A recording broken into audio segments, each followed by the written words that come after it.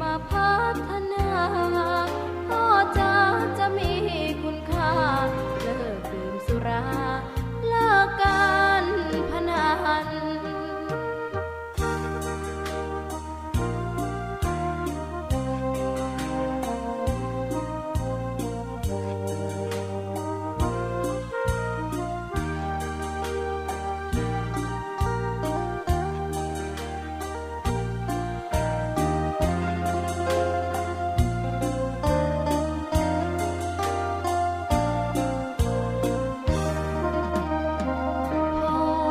ดื่มสุรา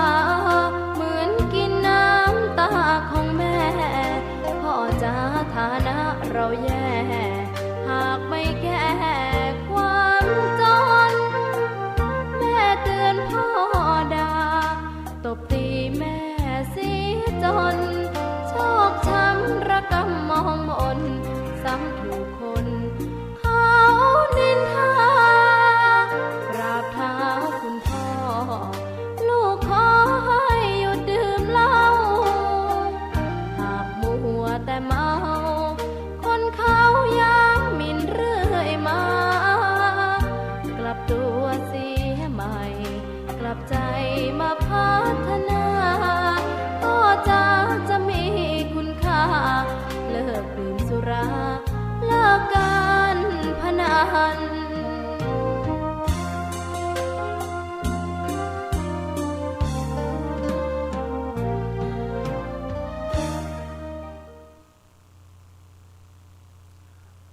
สวัสดียังเป็นทางการครับมาแล้วครับคุณผู้ฟังครับ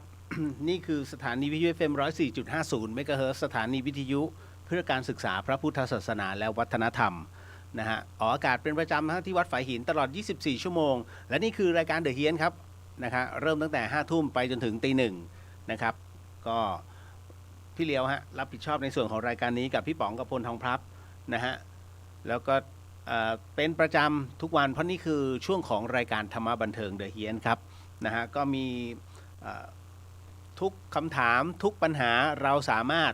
นะฮะรับรู้รับฟังแล้วก็รับมาเป็นโจทย์การบ้านในการตอบได้นะฮะก็ทุกสิ่งแม้กระทั่งเรื่องราวหลอนๆวันนี้ก็มีนะฮะมีเรื่องราวแปลกๆแล้วก็ในส่วนของการบูชาอะไรต่างๆนะฮะเดี๋ยวมาคุยกันนะครับก็ขอบพระคุณมากๆฮะสำหรับหลายๆท่านที่ส่งความเป็นห่วงมายังเชียงใหม่อันเนื่องมาจากว่าเหตุเมื่อ2 วันที่ผ่านมาหลายๆท่านก็พอจะทราบข่าวนะครับเพราะว่า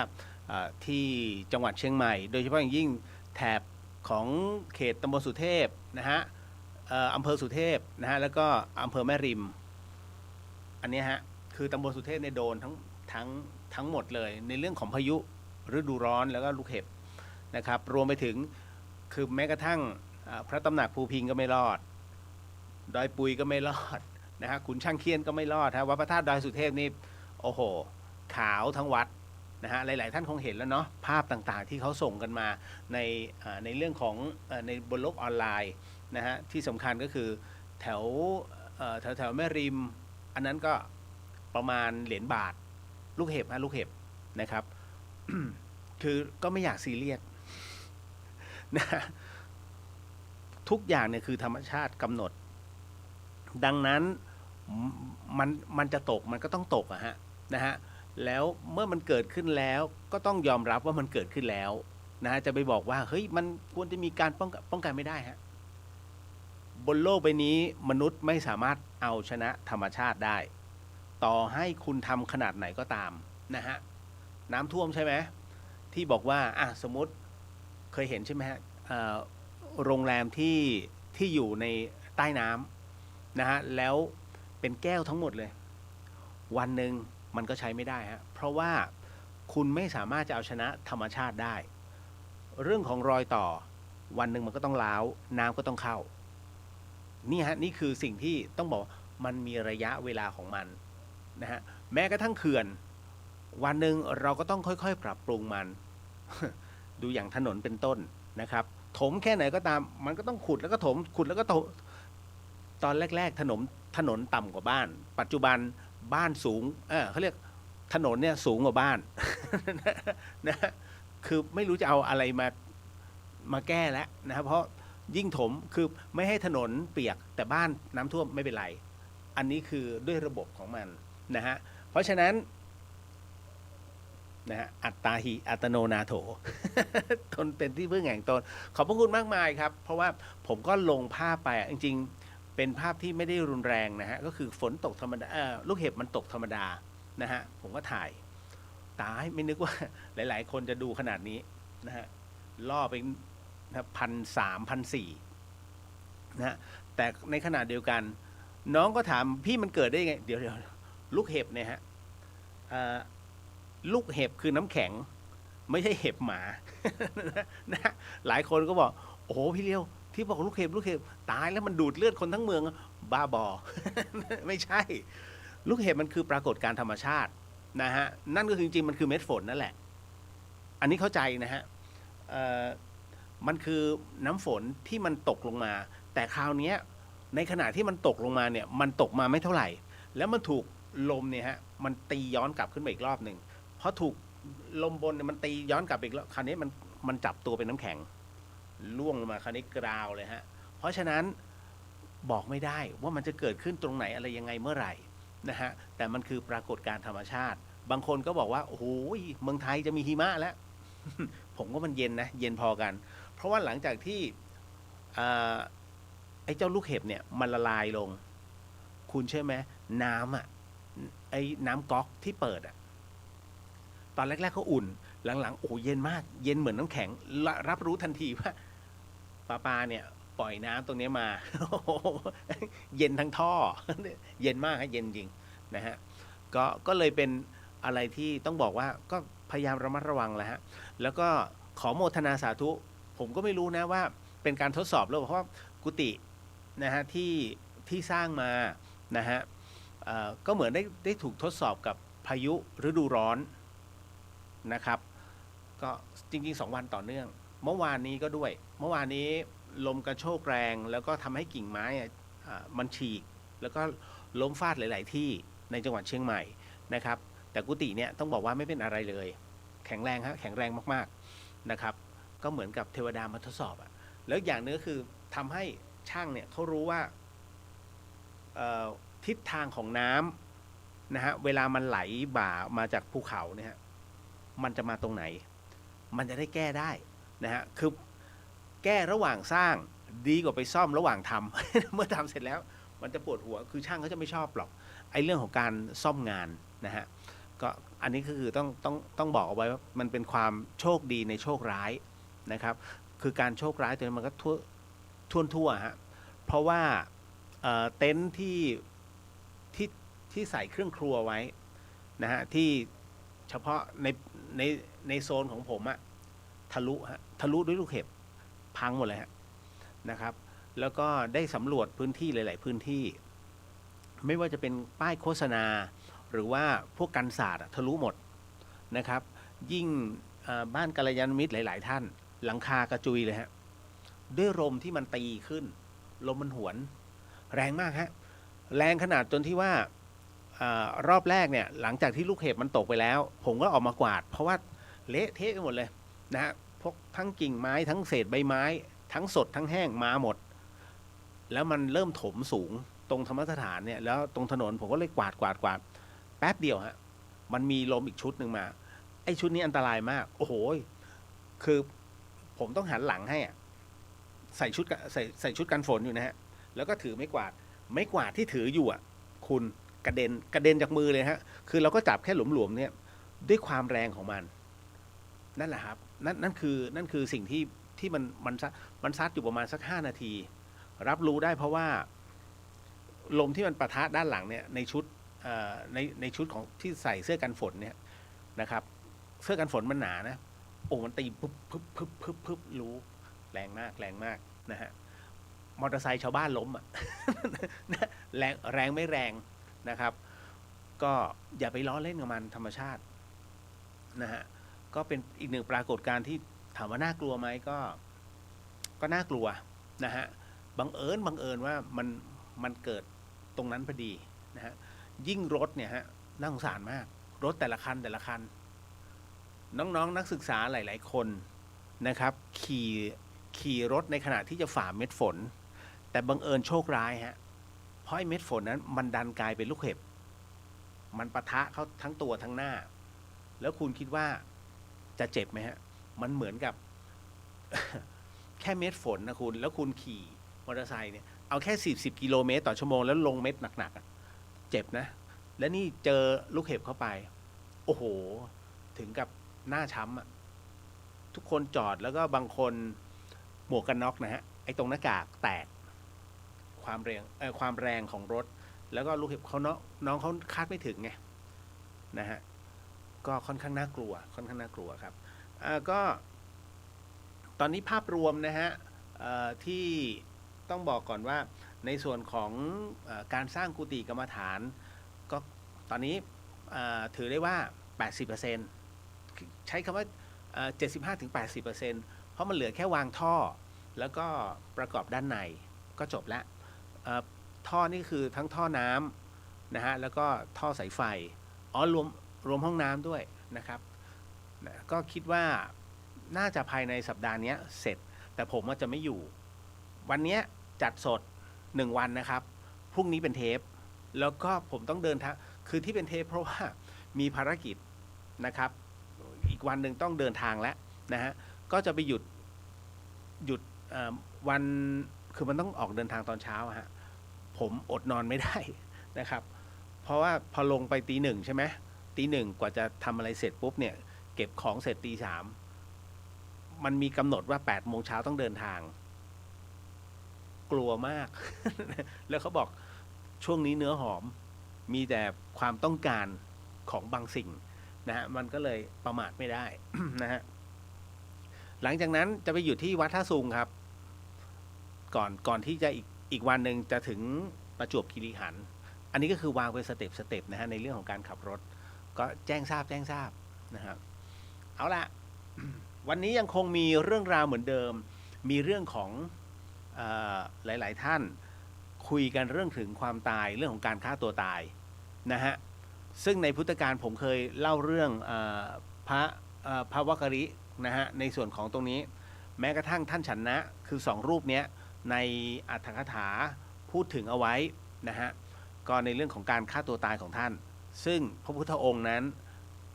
บอกก่อนนะว่าท่านมิได้สรรเสริญแต่ว่ามันเป็นเหตุที่มันมีเรื่องราวอยู่นะครับต่อมาก็จะเป็นอีกหลายๆเรื่องในเรื่องของบูชานะฮะในเรื่องของบูชาแล้วน้องแต่ละคนนี่ทั้งกุมาร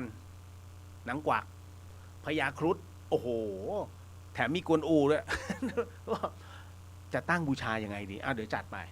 นะฮะแล้วก็ยังมีอีกหลายๆเรื่องพอสมควรครับวันนี้เดี๋ยวเราก็จะสมาทานศีลแล้วก็นั่งสมาธิกันพรุ่งนี้วันพระแล้วนะฮะเดี๋ยวผมจำไม่ได้ว่าขึ้น15 ค่ำอีกครั้งหนึ่ง4 หรือ 5 เมษายังไงช่วยเมตตาดูนิดนึงผมไม่ได้มีปฏิทินนะฮะนั่นหมายถึงว่าต้องทำอโหสิกรรมแต่น่าจะเป็นที่กรุงเทพเพราะว่าผมต้องไปดูแลคุณแม่ตั้งแต่วันที่1จนถึงวันที่15-16เนี่ยแถวๆนี้ฮะเพราะว่าจะไปช่วยพี่สาวผมดูแลตรงนั้นนิดนึงก็คงจะมีเรื่องราวสนุกเกี่ยวกับคุณแม่มาโพสต์ นะแต่ที่สำคัญและไม่ลืมก็คือในเรื่องของการจัดรายการนะก็จะเป็นการออกอากาศจากกรุงเทพมหานครเนี่ยมาณตรงนี้นะครับเพราะท่านพระอาจารย์ท่านพระครูสมุวิศวรวรกิโจท่านก็เมตตานะฮะในเรื่องของการออนแอร์ให้นะครับพยายามจะให้มันขาดช่วงน้อยที่สุดเพราะว่ามันมีประโยชน์นะฮะในเรื่องของการตอบคำถามนะฮะแล้วคำถามแต่ละท่านเนี่ยนะฮะบางเรื่องราวที่มันลึกซึ้งนอกจากสิ่งที่ผมตอบไปแล้วเนี่ยผมก็เอาคำถามเนี้ยไปถามกับครูบาอาจารย์พ่อแม่ครูบาอาจารย์แต่ละสายก็อยากฟังในเรื่องของในสิ่งที่ท่านจะตอบกลับมาว่าความเห็นของท่านเนี่ยจะประมาณไหนแต่เท่าที่ผมไปนั่งสนทนากับครูบาอาจารย์แต่ละรูปไม่ว่าจะเป็นสายไหนก็แล้วแต่ส่วนใหญ่เป็นพระกรรมฐานนะฮะก็ไม่ได้คุยนะคำตอบใกล้ๆเคียงกันนะฮะ อาจจะมีบางบางอย่างที่ท่านเสริมเข้ามานิดนึงก็เอ๊ะเราก็มานั่งพิจารณาผมก็ตอบหมดนี่หว่าก็โอเคนั่นนะฮะอันนี้คือเช็คตัวเราไปด้วยในตัวฮะว่ามันใช่ไหมนะฮะกับสิ่งที่เราตอบคำถามให้กับแต่ละท่านไปก็ถือว่าโอเคถ้า10 คะแนนผมให้คะแนนตัวเอง8.5 นะฮะคงจะไม่โหถ้า10 เต็มผมคงนะไปสอบเป็นปรริญญาเนี่ย นะครับคงไม่มานั่งอย่างนี้ฮะเอาว่าประมาณ 8.5 พอแล้วนะครับแล้วตรงนี้พอใจแล้ว 5นะครับขอบพระคุณมากเดี๋ยววันที่5 เมษายน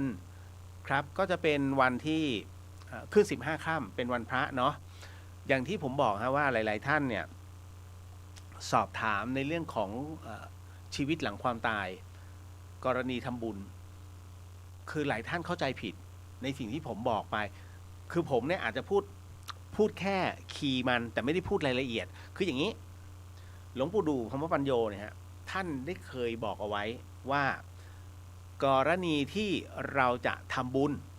นะฮะให้ได้โปรโมชั่นหมายถึงว่าเหมือนคุณซื้อของอะนะฮะซื้อ1 แถม 1อะอย่างนั้นเอาพูดง่ายๆนั่นหมายถึงว่าทั้งหมดมันมีด้วยกัน4 วันด้วยกันนะฮะแต่วันอื่นๆนะคุณก็ทำบุญได้ก็คือเหมือนกับใส่บาตรไปเรื่อยๆฮะใส่บาตรนั่นแหละแต่ว่าอันนั้นคือทำ1 ได้ 1แต่นี้ไม่อันนี้ก็คือ4 วันนี่คือทำ1 แถม 1ไงนั่นแหละฮะก็คือวันที่ผู้วายชนเนี่ยฮะตายในวันที่7ของการเสียชีวิตถ้าคุณทำบุญแล้วบุญนั้นถึงพร้อมฟังดีๆนะอีกรอบนะฮะ คือก็พยายามอธิบายอย่างละเอียดผมว่าหลายๆท่านเนี่ยเข้าใจแต่ก็ยังมีหลายๆท่านที่ไม่เข้าใจผมก็ต้องอธิบายอีกรอบขอเมตตานิดนึงนะฮะนิดนึงขออธิบายอีกรอบหนึ่งแล้วกัน นะเพื่อความกระจ่างหลวงปู่ดูพรหมปัญโยเนี่ยฮะท่านให้คำท่านได้ขึ้นชื่อว่าเป็นเทพเจ้านะฮะในเรื่องของการส่งเหล่าวิญญาณทั้งหมดทั้งมวลนั้นขึ้นสู่ภพภูมินะฮะก็คือเรียกว่าไปจุติใหม่ไปเป็นเทวดาทั้งหมดนั่นหมายถึงว่าเดี๋ยวก่อนไม่เกี่ยวกับบทสวดจักรพรรดินะฮะนิดนึงบอกก่อนฮะอันนี้คือการทำบุญก็คือการทำบุญใส่บาตรธรรมดานี่แหละเพียงแต่ว่าท่านบอกอย่างนี้ว่ากรณีที่ผู้วายชนเนี่ยเมื่อเสียชีวิตลงนะฮะคุณก็ทำบุญได้ไปเรื่อยๆแต่วันที่7เนี่ยพิเศษอย่างหนึ่งก็คืออย่างคุณทำบุญเนี่ยฮะใส่บาตรน้ำสมมติจริงๆเขาห้ามใส่บาตรน้ำอันนี้ผมแค่สมมุตินะใส่บาตรน้ำ1 ขวดปึ้งนั่นหมายถึงว่าผลบุญเนี้ยไปส่งด้านบน2 ขวดเก็ตนะแต่ทุกวันเนี่ยที่เราใส่ไปทุกวันก็คือ1 ขวดนั่นแหละแต่พอวันที่7ของผู้วายชนก็คือท่านจะได้2 ขวดนะฮะจากนั้นเขาเรียกว่าช่วงเวลาเนี้ยเป็นช่วงที่ยมโลกจะปล่อยยังไม่มาจับฮะเป็นอัตโนมัติเลยฮะ7 วันแรกนะฮะยมโลกปล่อยฮะว่าให้สรรพวิญญาณทั้งหมดทั้งมวลนั้นได้มีโอกาสร่ำราพูดคุยนะครับในสิ่งที่ตัวเองนั้นไม่มีโอกาสก็คือตายฉับพลันนะฮะดังนั้นในเมื่อไม่มีโอกาสเขาก็ต้องแสวงหาคนที่สามารถสื่อสารกับเขาได้ใครไม่รู้แล้วแต่ตามเหตุปัจจัยถ้าจิตไม่หยาบเกินไปก็สื่อสารได้ต่อมาท่านก็บอกว่าหลังจากผู้วายชนนั้นนะฮะได้วายชนไปแล้ว7 วันแล้วใช่ไหมในขณะนั้นเองหยุดในเรื่องของการให้อิสระคราวนี้ก็จะมีผู้นำทางให้ดวงจิตนั้นให้เดินตามไปนะฮะไปเรื่อยๆจนถึงเขาเรียกศาลาพันห้องถึงศาลาพันห้องเนี่ยมันจะเป็นวันที่50นั่นหมายถึงว่าทำบุญ50 วันไงเมื่อทำบุญ50 วันปุ๊บนะฮะหากบุญถึงพร้อมของผู้วายชนขึ้นทันทีฮะอบายปิดทันทีนะฮะแต่ถ้าสมมุติว่าเราทำไปแล้วเสร็จปุ๊บสบายใจครบแล้วแต่วันอื่นก็ทำได้นะแต่อย่างที่บอกทำ 1 ได้ 1แต่วันที่50ทำ 1 ได้ 2นะฮะไปเรื่อยๆฮะหลังจากถึงที่ศาลาพันห้องเสร็จปุ๊บคราวนี้จะเป็นการเดินเข้าไปสู่บัลลังก์ใช้เวลา50 วันไปเรื่อยๆเดี๋ยว50 วันบนโลกมนุษย์เนี่ย มันแค่แป๊บเดียวอีกหนึ่งภพภูมินะฮะก็คือเดินไปเดินไปเดินไปเดินไปเรื่อยๆจนกระทั่งถึงบัลลังก์เขาเรียกเป็นบัลลังก์ที่ช่างระหว่างบาปกับบุญนะครับบัลลังก์ช่างบาปกับบุญเพราะฉะนั้นณตรงนี้นี่เองนะครับถ้าเราทำบุญในวันที่ครบ100บุญถึงพร้อมขึ้นเลยขึ้นทันทีฮะแล้วหลังจากนั้นล่ะยังไงต่ออ้าวก็ครบ100 วันแล้วไงไม่รู้บุญเราจะเยอะหรือกรรมเราจะเยอะขึ้นอยู่สันดานวาสนาของแต่ละท่านคราวนี้ก็คือว่าท่านก็บอกว่าไม่ว่าจะกรณีใดก็ตามทุกขึ้น15 ค่ำคือพระใหญ่ถูกไหมขึ้น15 ค่ำนะฮะเราก็ใส่บาตรให้ทุกวันอยู่แล้วแต่พอขึ้น15 ค่ำซึ่งมันเป็นวันพระใหญ่นะก็คือวันที่ผมกำหนดว่าต้องเป็นเราทำอโหสิกรรมซึ่งกันและกันเนี่ยเพราะฉะนั้นพอถึงวันขึ้น15 ค่ำปุ๊บนะฮะนรกหยุดทรมานสวรรค์หยุดภาวนางงไหมฮะคำนี้คุณผู้ฟังครับบนเขาเรียกว่าคือบนสวรรค์เนี่ยนะฮะก็คือบนสุขติภูมิทั้งหมดทั้งมวลเนี่ยนะฮะไม่มีใครอยากจะล่วงลงไปในอบายภูมิอบายก็คือเบื้องต่ำถูกไหมไม่มีใครอยากจะล่วงไปในอบายภูมิหรือเราเรียกว่าเทวดาตกสวรรค์ไม่มีฮะเพราะนั่นคือความทุกข์ทรมานอย่างแสนสาหัสนะมันเป็นเรื่องของบุญหมดแล้วล่วงลงมาชดใช้กรรมไงเพราะฉะนั้นในเมื่อจะทำยังไงเพื่อไม่ให้ดิ่งลงแน่นอนที่สุดฮะก็ต้องทำการภาวนาถือศีลนะครับเขาจะมีเหมือนกันบนโลกมนุษย์คล้ายๆกันแต่อยู่อีกภพหนึ่งเพราะฉะนั้นภาวนาไปเรื่อยยิ่งภาวนาไปเรื่อยหากบุญถึงเขาก็ทำบารมีต่อไปเขาเรียกทำบารมีต่อไปแต่เรามีหน้าที่หนุนเพราะฉะนั้นทุกๆขึ้น15 ค่ำนรกหยุดทรมานสวรรค์หยุดภาวนาเพื่อรอรับอานิสงส์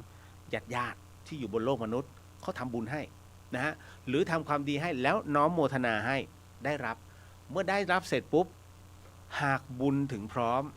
ที่อยู่ในนรกภูมิสามารถขึ้นได้เช่นกันและผู้ที่อยู่บนสวงสวรรค์เมื่อบำเพ็ญอยู่แล้วเนี่ยมีกำลังหนุนเข้าไปอีกเขาเรียกได้โบนัสท่านก็สามารถเขาเรียกปรับขั้นขึ้นมาอีกอย่าลืมนะฮะแม้สวรรค์จะมีด้วยกัน6 ชั้นไม่มีชั้น7นะสวรรค์ไม่มีชั้น7นะครับเราไม่เต้าเอาเองนะฮะระหว่างจาตุมหาราชิกาไปจนถึงนิมมานรดีนะฮะณตรงเนี้ยนะครับต้องบอกว่าเหตุทั้งหมดทั้งมวลนะครับเราต้องปฏิบัติอยู่เรื่อยๆเขาจะมีวิธีการของเขานี่แหละฮะแล้วต้องดูประเภทของชนิดบุญด้วยแต่ละคนเสียสละมากน้อยแค่ไหนมาหักกบลบกรรมนะฮะเดี๋ยวขึ้นนี่ทั้งหมดทั้งมวลเป็นอย่างนั้นก็อันนี้ชี้แจงเอาไว้นะครับเป็นทุกศาสนาไหมถ้าผมบอกว่าใช่ล่ะจะเชื่อไหมเหตุปัจจัยทั้งหมดทั้งมวลแล้วแต่นะครับเพราะว่าท้ายที่สุดทุกศาสนาพูดถึงหมดนรกกับสวรรค์แต่ไม่แยกนะฮะกรณีที่บอกว่าสวรรค์แต่ละชั้นเนี่ยเขาจะมีเลเวลเหมือนเราจะต้องเหมือนเราสมัครงานโอ้ยไม่งั้นคือมันต้องมีเป็นขั้นก่อนที่จะไปถึงจาตุมหาราชิกาต้องเช็คบุญด้วยโอ้ไม่งั้นใครทำดีปุ๊บขึ้นหมดเลยเดี๋ยวก็ขึ้นไม่ใช่ขึ้นง่ายไปมันไม่ใช่งั้นฮะมันจะมีเป็นขั้นของลำดับบุญนะฮะคือสลดสมมุตินะโอ้โหมาสลดเอาตอนท้ายแล้วคิดว่ายังไงฮะได้ขึ้นเหรอทั้งชีวิตกินเหล้ามาตลอดมาวันจะใกล้ตายอยู่2-3 วันกูหยุดเหล้าเพื่อให้ได้บุญทันไหมมันจะมีเหตุปัจจัยตัวจิตมันจะฟ้องทันทีฮะนั่นแหละครับและที่สำคัญก็คือหลังจากที่เมื่อบำเพ็ญแล้วอะไรเกิดขึ้นเขามาดูเทียบก่อนว่าได้กี่ขั้นสมมุติจากโลกมนุษย์ไปถึงจาตุมาราชิกาเนี่ยต้อง42ถูกไหมแม่บุญฉันได้แค่46อยู่ครึ่งหนึ่ง รอบำเพ็ญต่อไป บำเพ็ญต่อไปเพื่อถึงจตุมหาราชิกาแต่ ด้วยเหตุปัจจัยต่างๆเนี่ยฮะท่านก็บอกกันว่าหากบุญถึงพร้อมแล้วยังไงก็จะตุมาราชิกาแน่ๆอาจจะเป็นอย่างนั้นแต่ว่าถ้าไปส่วนของดาวดึงส์เนี่ยอาจจะเป็นขั้นๆขึ้นไปถ้าขั้นๆขึ้นไปโอ้โหคุณเอ้ยคุณต้องลุ้นที่เขาพระสุเมรุอีก นะฮะเพราะทั้งหมดทั้งมวลเนี่ยคือป่าหิมพานต์คุณต้องเข้าใจนะฮะจุดเริ่มต้นของป่าหิมพานต์เนี่ยเริ่มต้นตั้งแต่จาตุมหาราชิกาแล้วไปสิ้นสุดบนยอดเขานะเขาพระสุเมรุนั้นก็คือสวรรค์ชั้นดาวดึงส์ทำเอา เจอเพียบเลยฮะทั้งกินนอนทั้งตัวคดชสีนะฮะนกหัดสดีลิงโอเพียบนะฮะไปลุ้นเอาเนาะ นะฮะอ้าวทั้งหมดเราต้องพูดในเรื่องที่เป็นกุศลให้เป็นกำลังบุญนี่แหละเอาละก็สำหรับบุญในเรื่องของกุฏิปิดไปเรียบร้อยนะวันนี้ก็ของต้นบุญก็ปิดไปเรียบร้อยไม่บอกบุญแล้วก็ขออนุญาตโอนคืนไปอีก2 ท่านไม่เกี่ยวกับตรงนี้คือบางท่านเนี่ยที่โอนมาช้ามันไอตัว Facebook เรียวหรือเฮียนเนี่ยผมไม่ค่อยได้ดูพอมาดูเสร็จปุ๊บผมก็จะมาเช็ควันในสลิปคืออย่างมีพี่3 คนเขาเมื่อวานนะฮะเมื่อวานนี้เขาส่งมาแล้วผมก็มาดูที่สลิปสลิปมันเย็นวันช่วงค่ำของวันพฤหัสโอเคอันนั้นก็โอเคนั่นนะฮะ ยังอยู่ในเวลาไงก็เลยอนุโลมให้ครับไม่ได้เคี่ยวนะเพียงแต่ว่าเราต้องรู้จักว่ามาร์กจุดเริ่มต้นแล้วก็จุดสิ้นสุดให้มันชัดเจนนะครับแล้วก็ถ้าจะเรียกครั้งต่อไปถ้ามันไม่พอก็บอกโยมนะฮะก็บอกญาติโยมท่านก็คุณกุฏินะครับใครมั่งที่ไม่ชอบเพราะอานิสงส์ตรงเนี้ยไม่ว่าในอนาคตอันใกล้หรือแม้แต่อนาคตการคุณมีบ้านแน่ๆ100%นะฮะเพราะอันนี้เขียนไว้ชัดไงนี่แหละครับก็เพราะอันเนี้ยของผมจบแล้วมันน่าจะเหลือด้วยซ้ำเพราะเหลือตรงเนี้ยเหลือก็ต้องบอกว่าเหลือไม่ใช่มาบอกไม่พอ เหลือตรงนี้เดี๋ยวผมต้องปัดตรงนี้เพื่อให้น้องเขาไปขึ้นหลังคากุฏิไฟไหม้ก่อนมันมีเงินเริ่มต้นของหลังคาไฟไหม้แต่ถ้าในเรื่องของโครงสร้างมันมีนิดนึงแล้วก็การบุคือผมจะสั่งสุขภัณฑ์มา2 ชุดนะฮะก็สำหรับกุฏิที่จะต้องทำทีเดียวมันจะเสียค่าส่งถ้าสั่งมาทีเดียวก็คือเสียค่าส่งรอบเดียวจบไงฮะคุณไม่ต้องไปเอาเงินไปเสียค่าส่งอะไรมากมายนะฮะเวลาเราคิดให้จบรอบเดียวแล้วมันจะเสียน้อยอย่าเสียน้อยเสียยากเสียมากเสียง่ายไม่เอานะฮะ ขออภัยไม่ได้สอนแต่กำลังบอกน้องๆรุ่นใหม่ คือรุ่นเก่าเนี่ยที่เป็นเจ้าบ้านเนี่ยเขารู้อยู่แล้วแต่น้องๆรุ่นใหม่เนี่ยที่เขาพยายามจะสร้างเลยกำลังสอนน้องเขาทางอ้อมขออภัยที่ไม่ได้พูดอย่างชัดเจน เดี๋ยวกลายเป็นโอ้โหสอนนะฮะ เขาเรียกสอนจระเข้ว่ายน้ำ นะก็น้องๆถ้าจะสั่งอะไรพวกนี้ทีเดียวให้จบไม่งั้นมันจะเสีย2 ครั้งนะไม่คุ้มนะครับเอาละมันจะมีอีกทีก็คือต้นเดือนหน้าขออนุญาตเก็บไว้ก่อนเพราะว่าเมื่อกี้ผมคุยกับช่างน้องพอดีผมจะกลับมาที่เชียงใหม่ทีเนี่ยมันราวๆต้นพฤษภาอยู่กรุงเทพทั้งเดือนเลยฮะเอาพูดตรงๆมันก็ไม่ทั้งเดือนนะวันที่1จนถึงวันที่19อันนี้อยู่กรุงเทพวันที่20ผมเดินทางลงใต้กลับขึ้นมา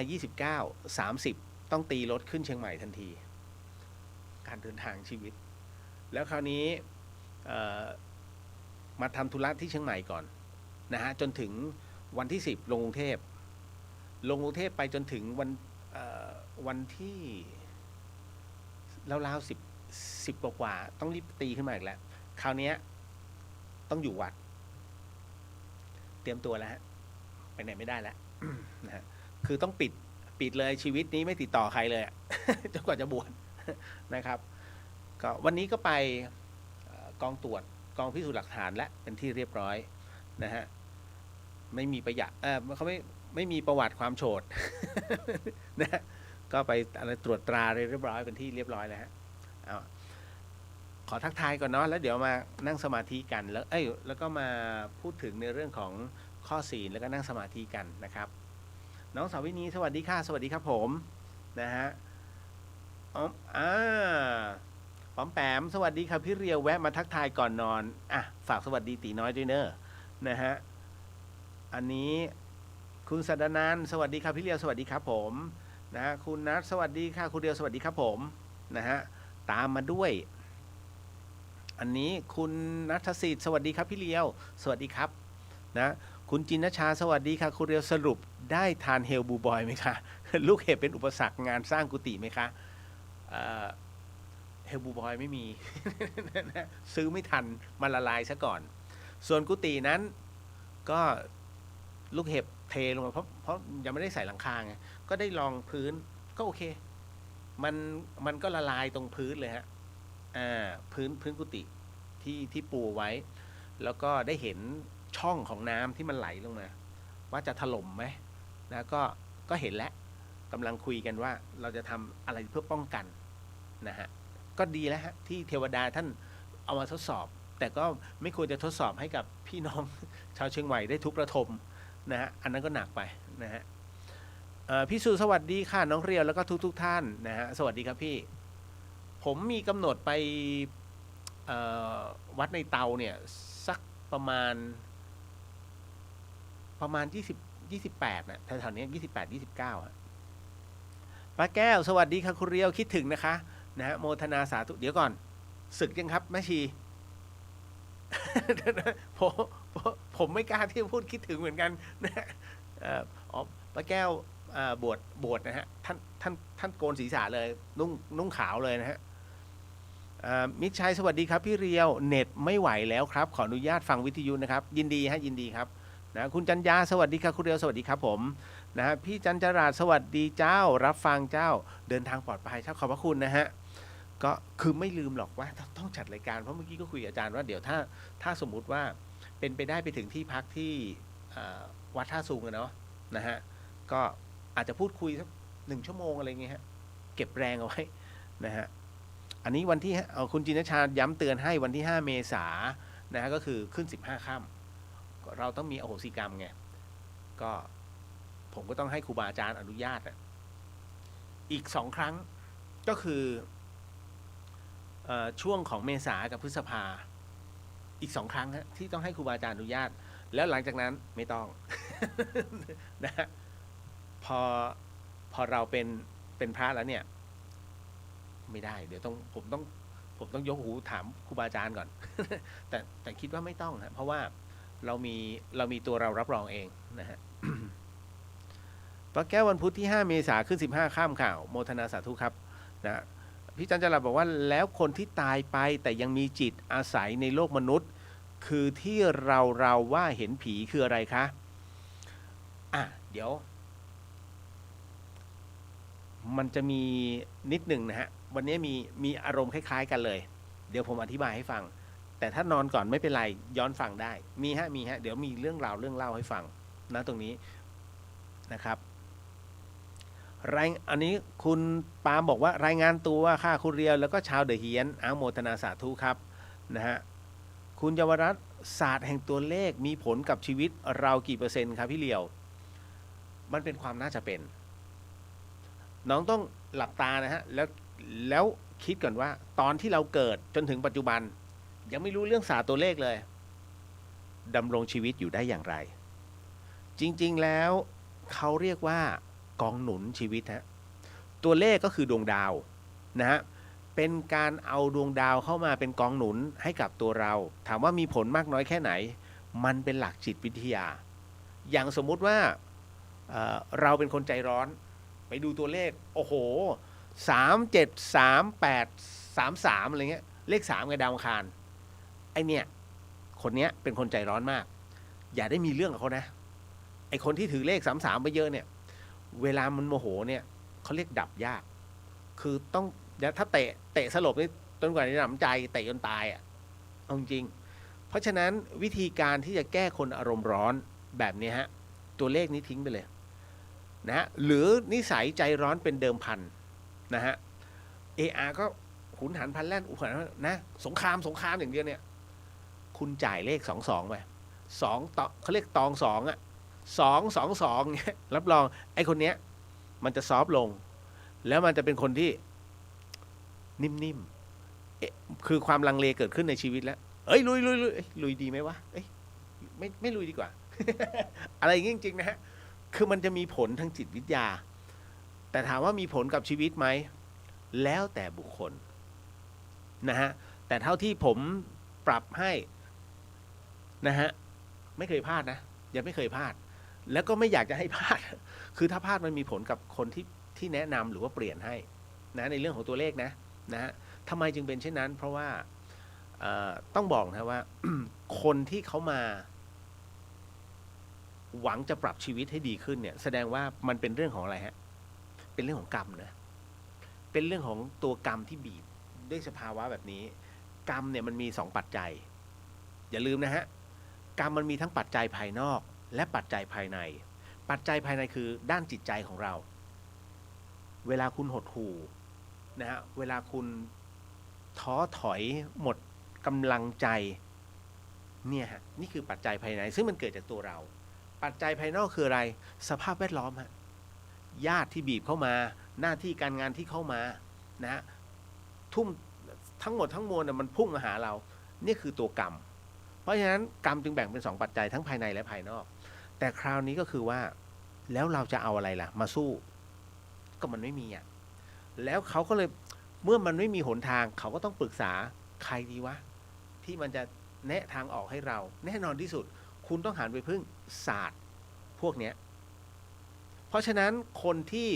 ช่วยคุณได้ก็คือคนที่เป็นพวกศาสตร์พวกนี้แต่เป็นช่วยทางด้านไหนฮะเขาช่วยเรื่องเงินป่ะไม่ใช่ช่วยเรื่องกำลังใจกับสภาวะของความน่าจะเป็นที่เกิดขึ้นในการที่ทำนาย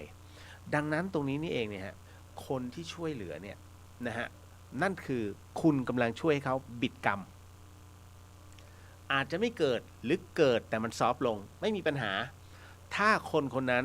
เขารู้จักตอบแทนคุณจะสังเกตนะว่าทำไมเวลาเราไปหาโหราศาสตร์ทำไมมันคิดแพงจังวะโอ้แพงไม่เอาไม่ดูก็ไม่ว่านะฮะไม่ดูเขาก็ไม่ตายบางคนคิด500-600ถูกครับทำไมสงสัยไหมฮะ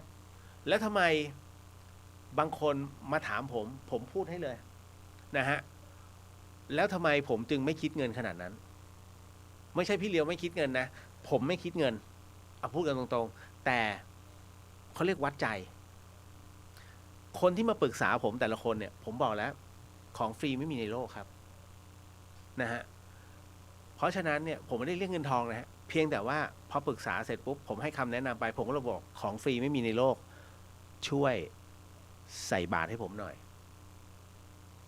เขาเรียกวัดใจกันฮะนั่นหมายถึงว่าผมก็ได้คนใส่ก็ได้ด้วยเราไม่ได้เรียกร้องเงินทองแต่ช่วยผมจะเรียกร้องบุญช่วยใส่บาตรให้หน่อยนะฮะ2 องค์ก็ได้3 องค์ก็ได้ต่างกรรมต่างวาระก็ได้ไม่มีปัญหาแต่ขอให้ใส่นั่นแหละฮะนั่นคือค่าจ้างผมนะฮะเพราะฉะนั้นท่านจะใส่ตอนไหนทำบุญตอนไหนผมได้อยู่แล้วเพราะจิตของท่านมันฟ้องนี่คือค่าจ้างผมแต่ของคนอื่นเนี่ยที่เขาเรียกบางทีเรียกหลักหมื่นทำไมจึงเป็นเช่นนั้น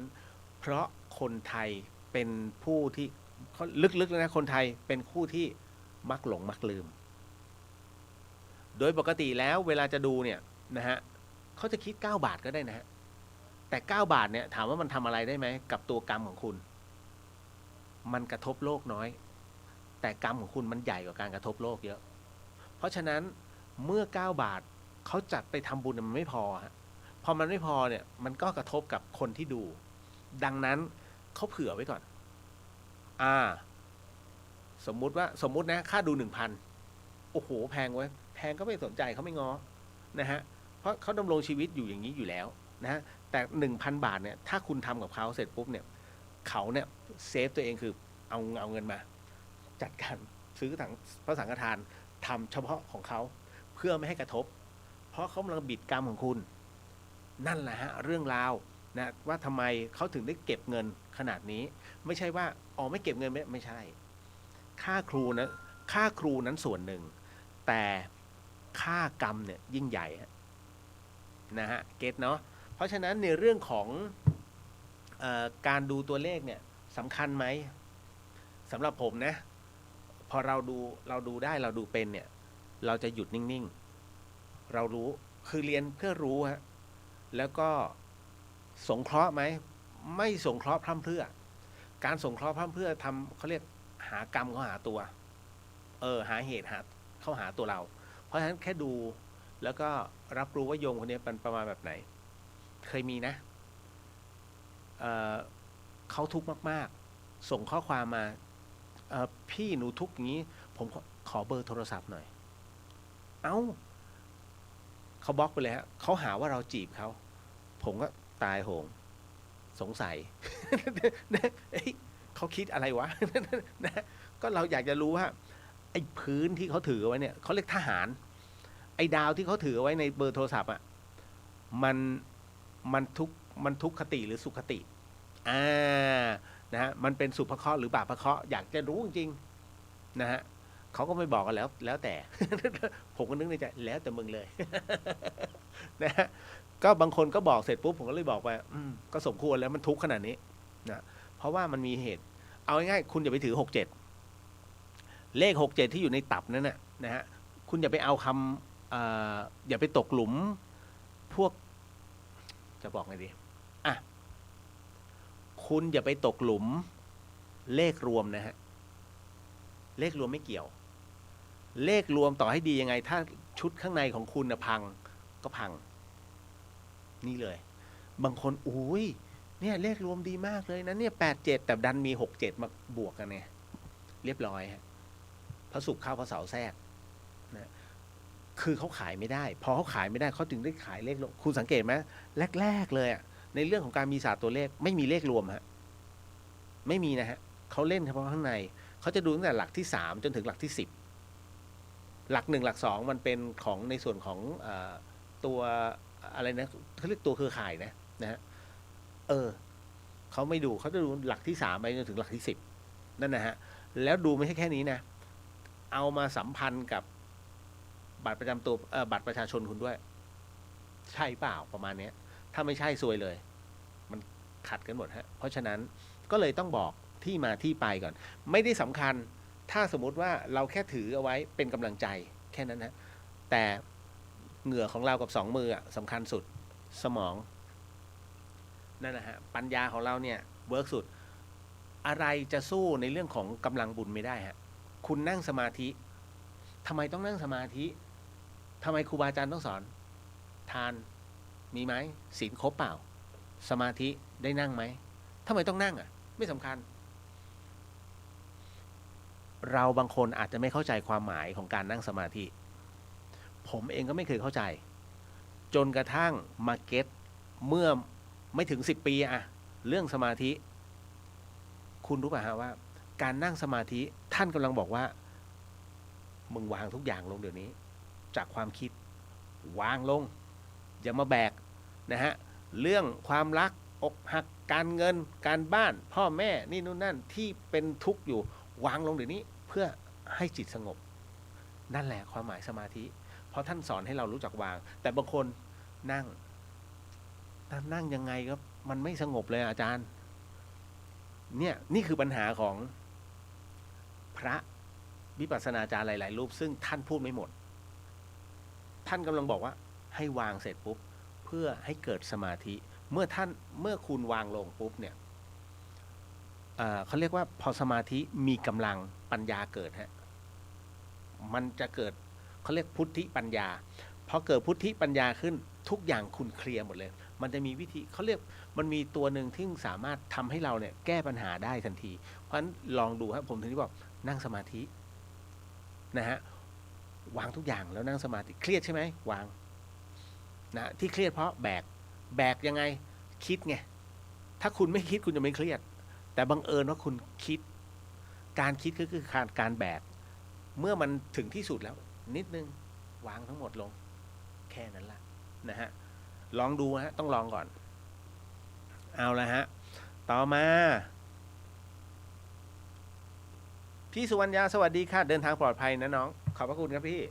นะฮะอันนี้เก็ตเนาะ ไม่เรื่องตัวเลขนะฮะไม่มีผลกับชีวิตเรากี่เปอร์เซ็นต์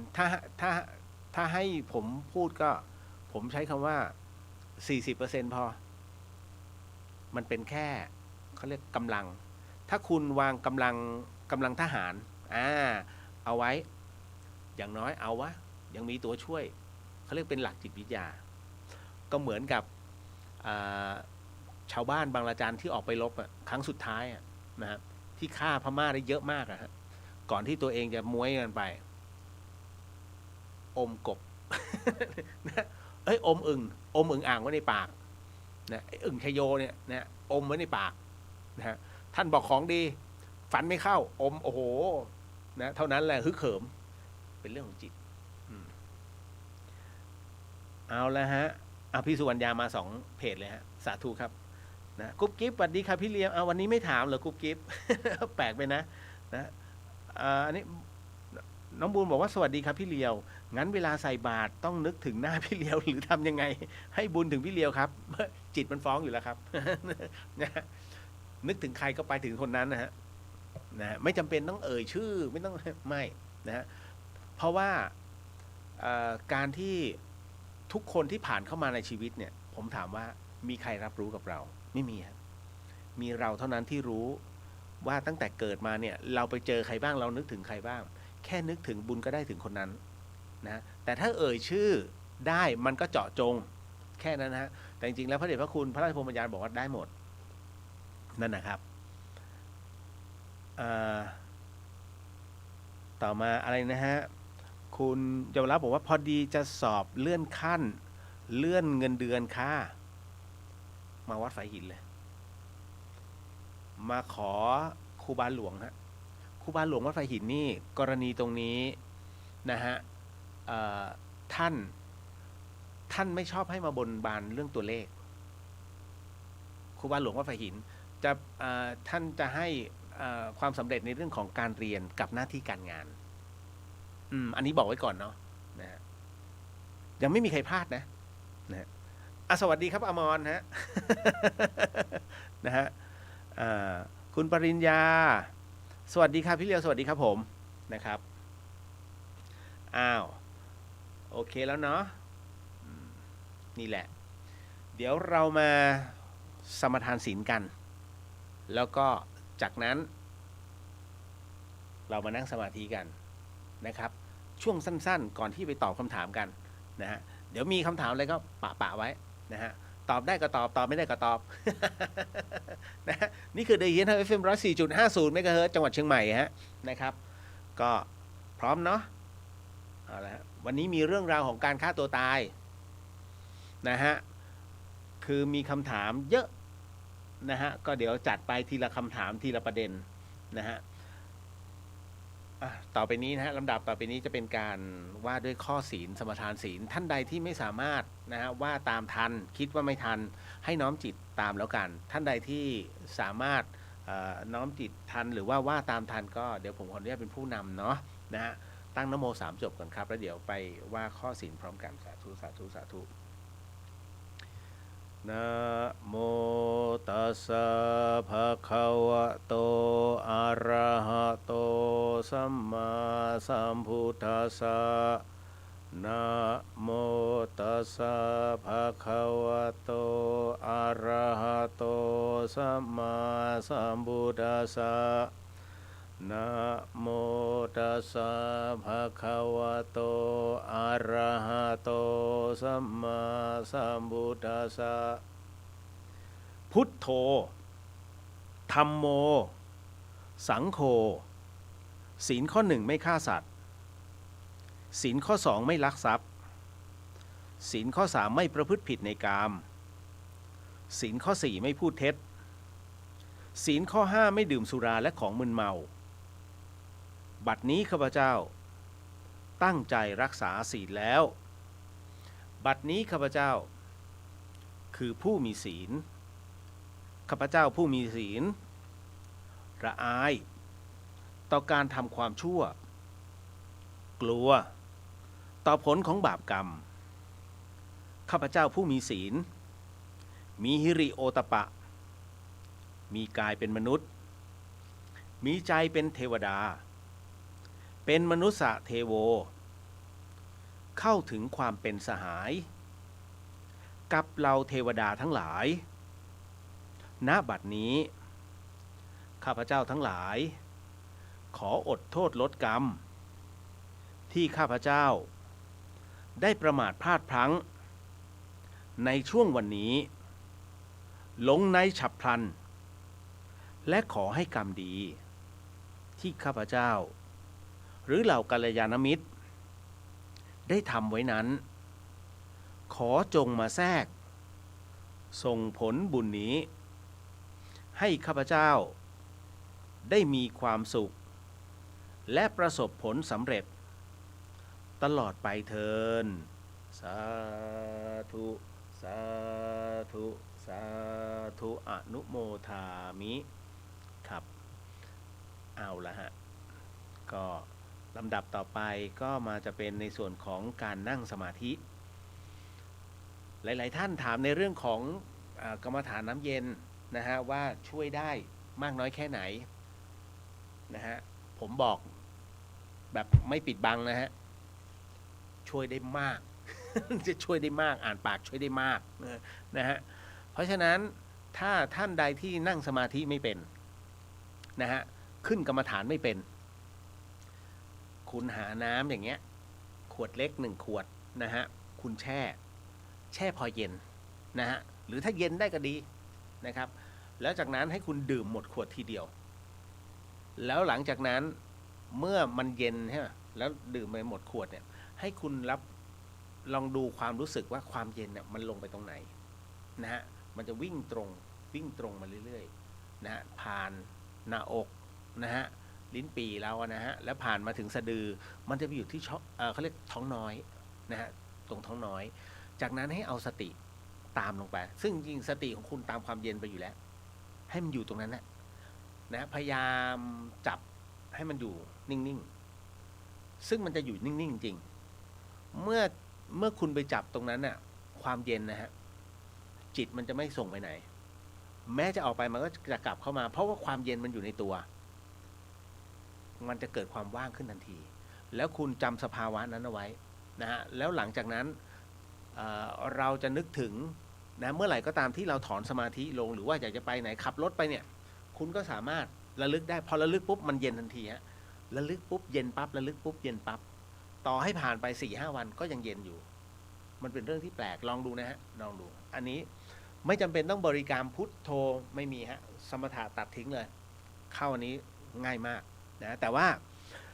ไหนๆก็คือไหนๆยังไงก็ตามนะฮะท่านใดที่ถนัดแบบไหนให้ทำแบบนั้นนะครับผมขออนุญาตนะครับเพราะว่ามันเป็นช่วงจังหวะของรายการวิทยุด้วยดังนั้นในส่วนตรงนี้นี่เองผมไม่สามารถจะปล่อยให้มันเดดแอร์ได้ขออนุญาตเป็นผู้นำกรรมฐานเนาะนะครับก็วันนี้เอาสัก2 นาที3 นาทีตอนนี้เป็นเวลา5:55 นาทีเราไปถอนสมาธิกัน5 ทุ่มนะครับ58 นาทีนะครับวันนี้ก็เป็นอะไรที่สั้นๆแล้วกันนะฮะก็เป็นเรื่องของเรื่องเดิมนะฮะคตินิมิตกรรมนิมิตคตินิมิตนะฮะถ้าพร้อมแล้วของหลวงปู่เทศรังสีค่อยๆหลับตาลงฮะค่อยๆหลับตาลงค่อยๆหลับตาลงนะฮะค่อยๆหายใจเข้าลึกๆแล้วค่อยๆผ่อนออกนะฮะเข้าออกกรรมให้ผลยุติธรรมอย่างยิ่งทำลงไปแล้วมากน้อยเท่าใดก็ได้ผลเท่าที่ตนนั้นทำนั่นแหละไม่เหมือนเมื่อยังมีชีวิตอยู่กายกับจิตยังรบกันอยู่ปิ้นปลอกหลอกลวงได้สารพัดทุกอย่างจะโกหกมายาได้ทั้งนั้นส่วนไปถึงตรงนั้นแล้วยังเหลือแต่ใจที่ไม่มีอัดไม่มีสตางค์ไม่มีทนายความไม่มีใครจะอ้อนวอนร้องขอได้และไม่ให้อภัยกันเสียด้วยเมื่อถึงตรงนั้นแล้วมีอย่างใดก็ต้องตรงไปตรงนั้นมาเลยไม่มีการยกเว้นกรรมดังนี้ไม่มีพ่อมีแม่ไม่มีพี่มีน้องไม่มีญาติวงศ์ไม่มีครูมีอาจารย์ เป็นเอกสิทธิ์ของมันคนเดียวมันไม่เลือกหน้าใครทั้งนั้นกรรมถึงได้ชื่อว่าเป็นของมีกำลังมากกรรมได้ชื่อว่าแยกสัตว์ให้เป็นไปต่างๆนานาเช่นเราทำกรรมชั่วด้วยประการต่างๆมันจะแยกให้เราไปเกิดในที่ชั่วถ้าเราทำกรรมดีมันจะแยกเราในทางดีในทางที่ชั่วหรือที่ดีนั้นคนอื่นจะมาแยกไม่ได้สุขหรือทุกข์คนอื่นมาแยกไม่ได้กรรมเท่านั้นเป็นคนแยกเราจะมาแก้ตัวแล้วก็ผลัดเปลี่ยนกันไปไม่ได้ทั้งนั้นนั่นจึงเป็นของที่น่ากลัวเป็นสิ่งที่เราพึงสังวรและรู้สึกตัวจงรีบทำเสียตั้งแต่ยังมีชีวิตอยู่เราเกิดมาพบพระพุทธศาสนาซึ่งเป็นคำสั่งสอนของพระพุทธเจ้าท่านทรงสอนให้เราละชั่วและทำดีเป็นสิ่งที่มีประโยชน์มากเป็นโชคลาภอย่างยิ่งถ้าหากเรามาระลึกถึงได้ถึงเรื่องนิมิตว่ากรรมนิมิตคตินิมิตเป็นสิ่งที่ไม่มีหนทางแก้ไขได้เป็นสิ่งที่ควรจะกลัวและพยายามแก้ไขตนเสียจึงจะไม่สายเกินการรีบแก้ไขเสียตั้งแต่เดี๋ยวนี้เพราะเราจะต้องเวียนว่ายตายเกิดด้วยเหตุและผลของกรรมนำไปให้เกิดถ้าเราแก้ไขเสียได้แล้ว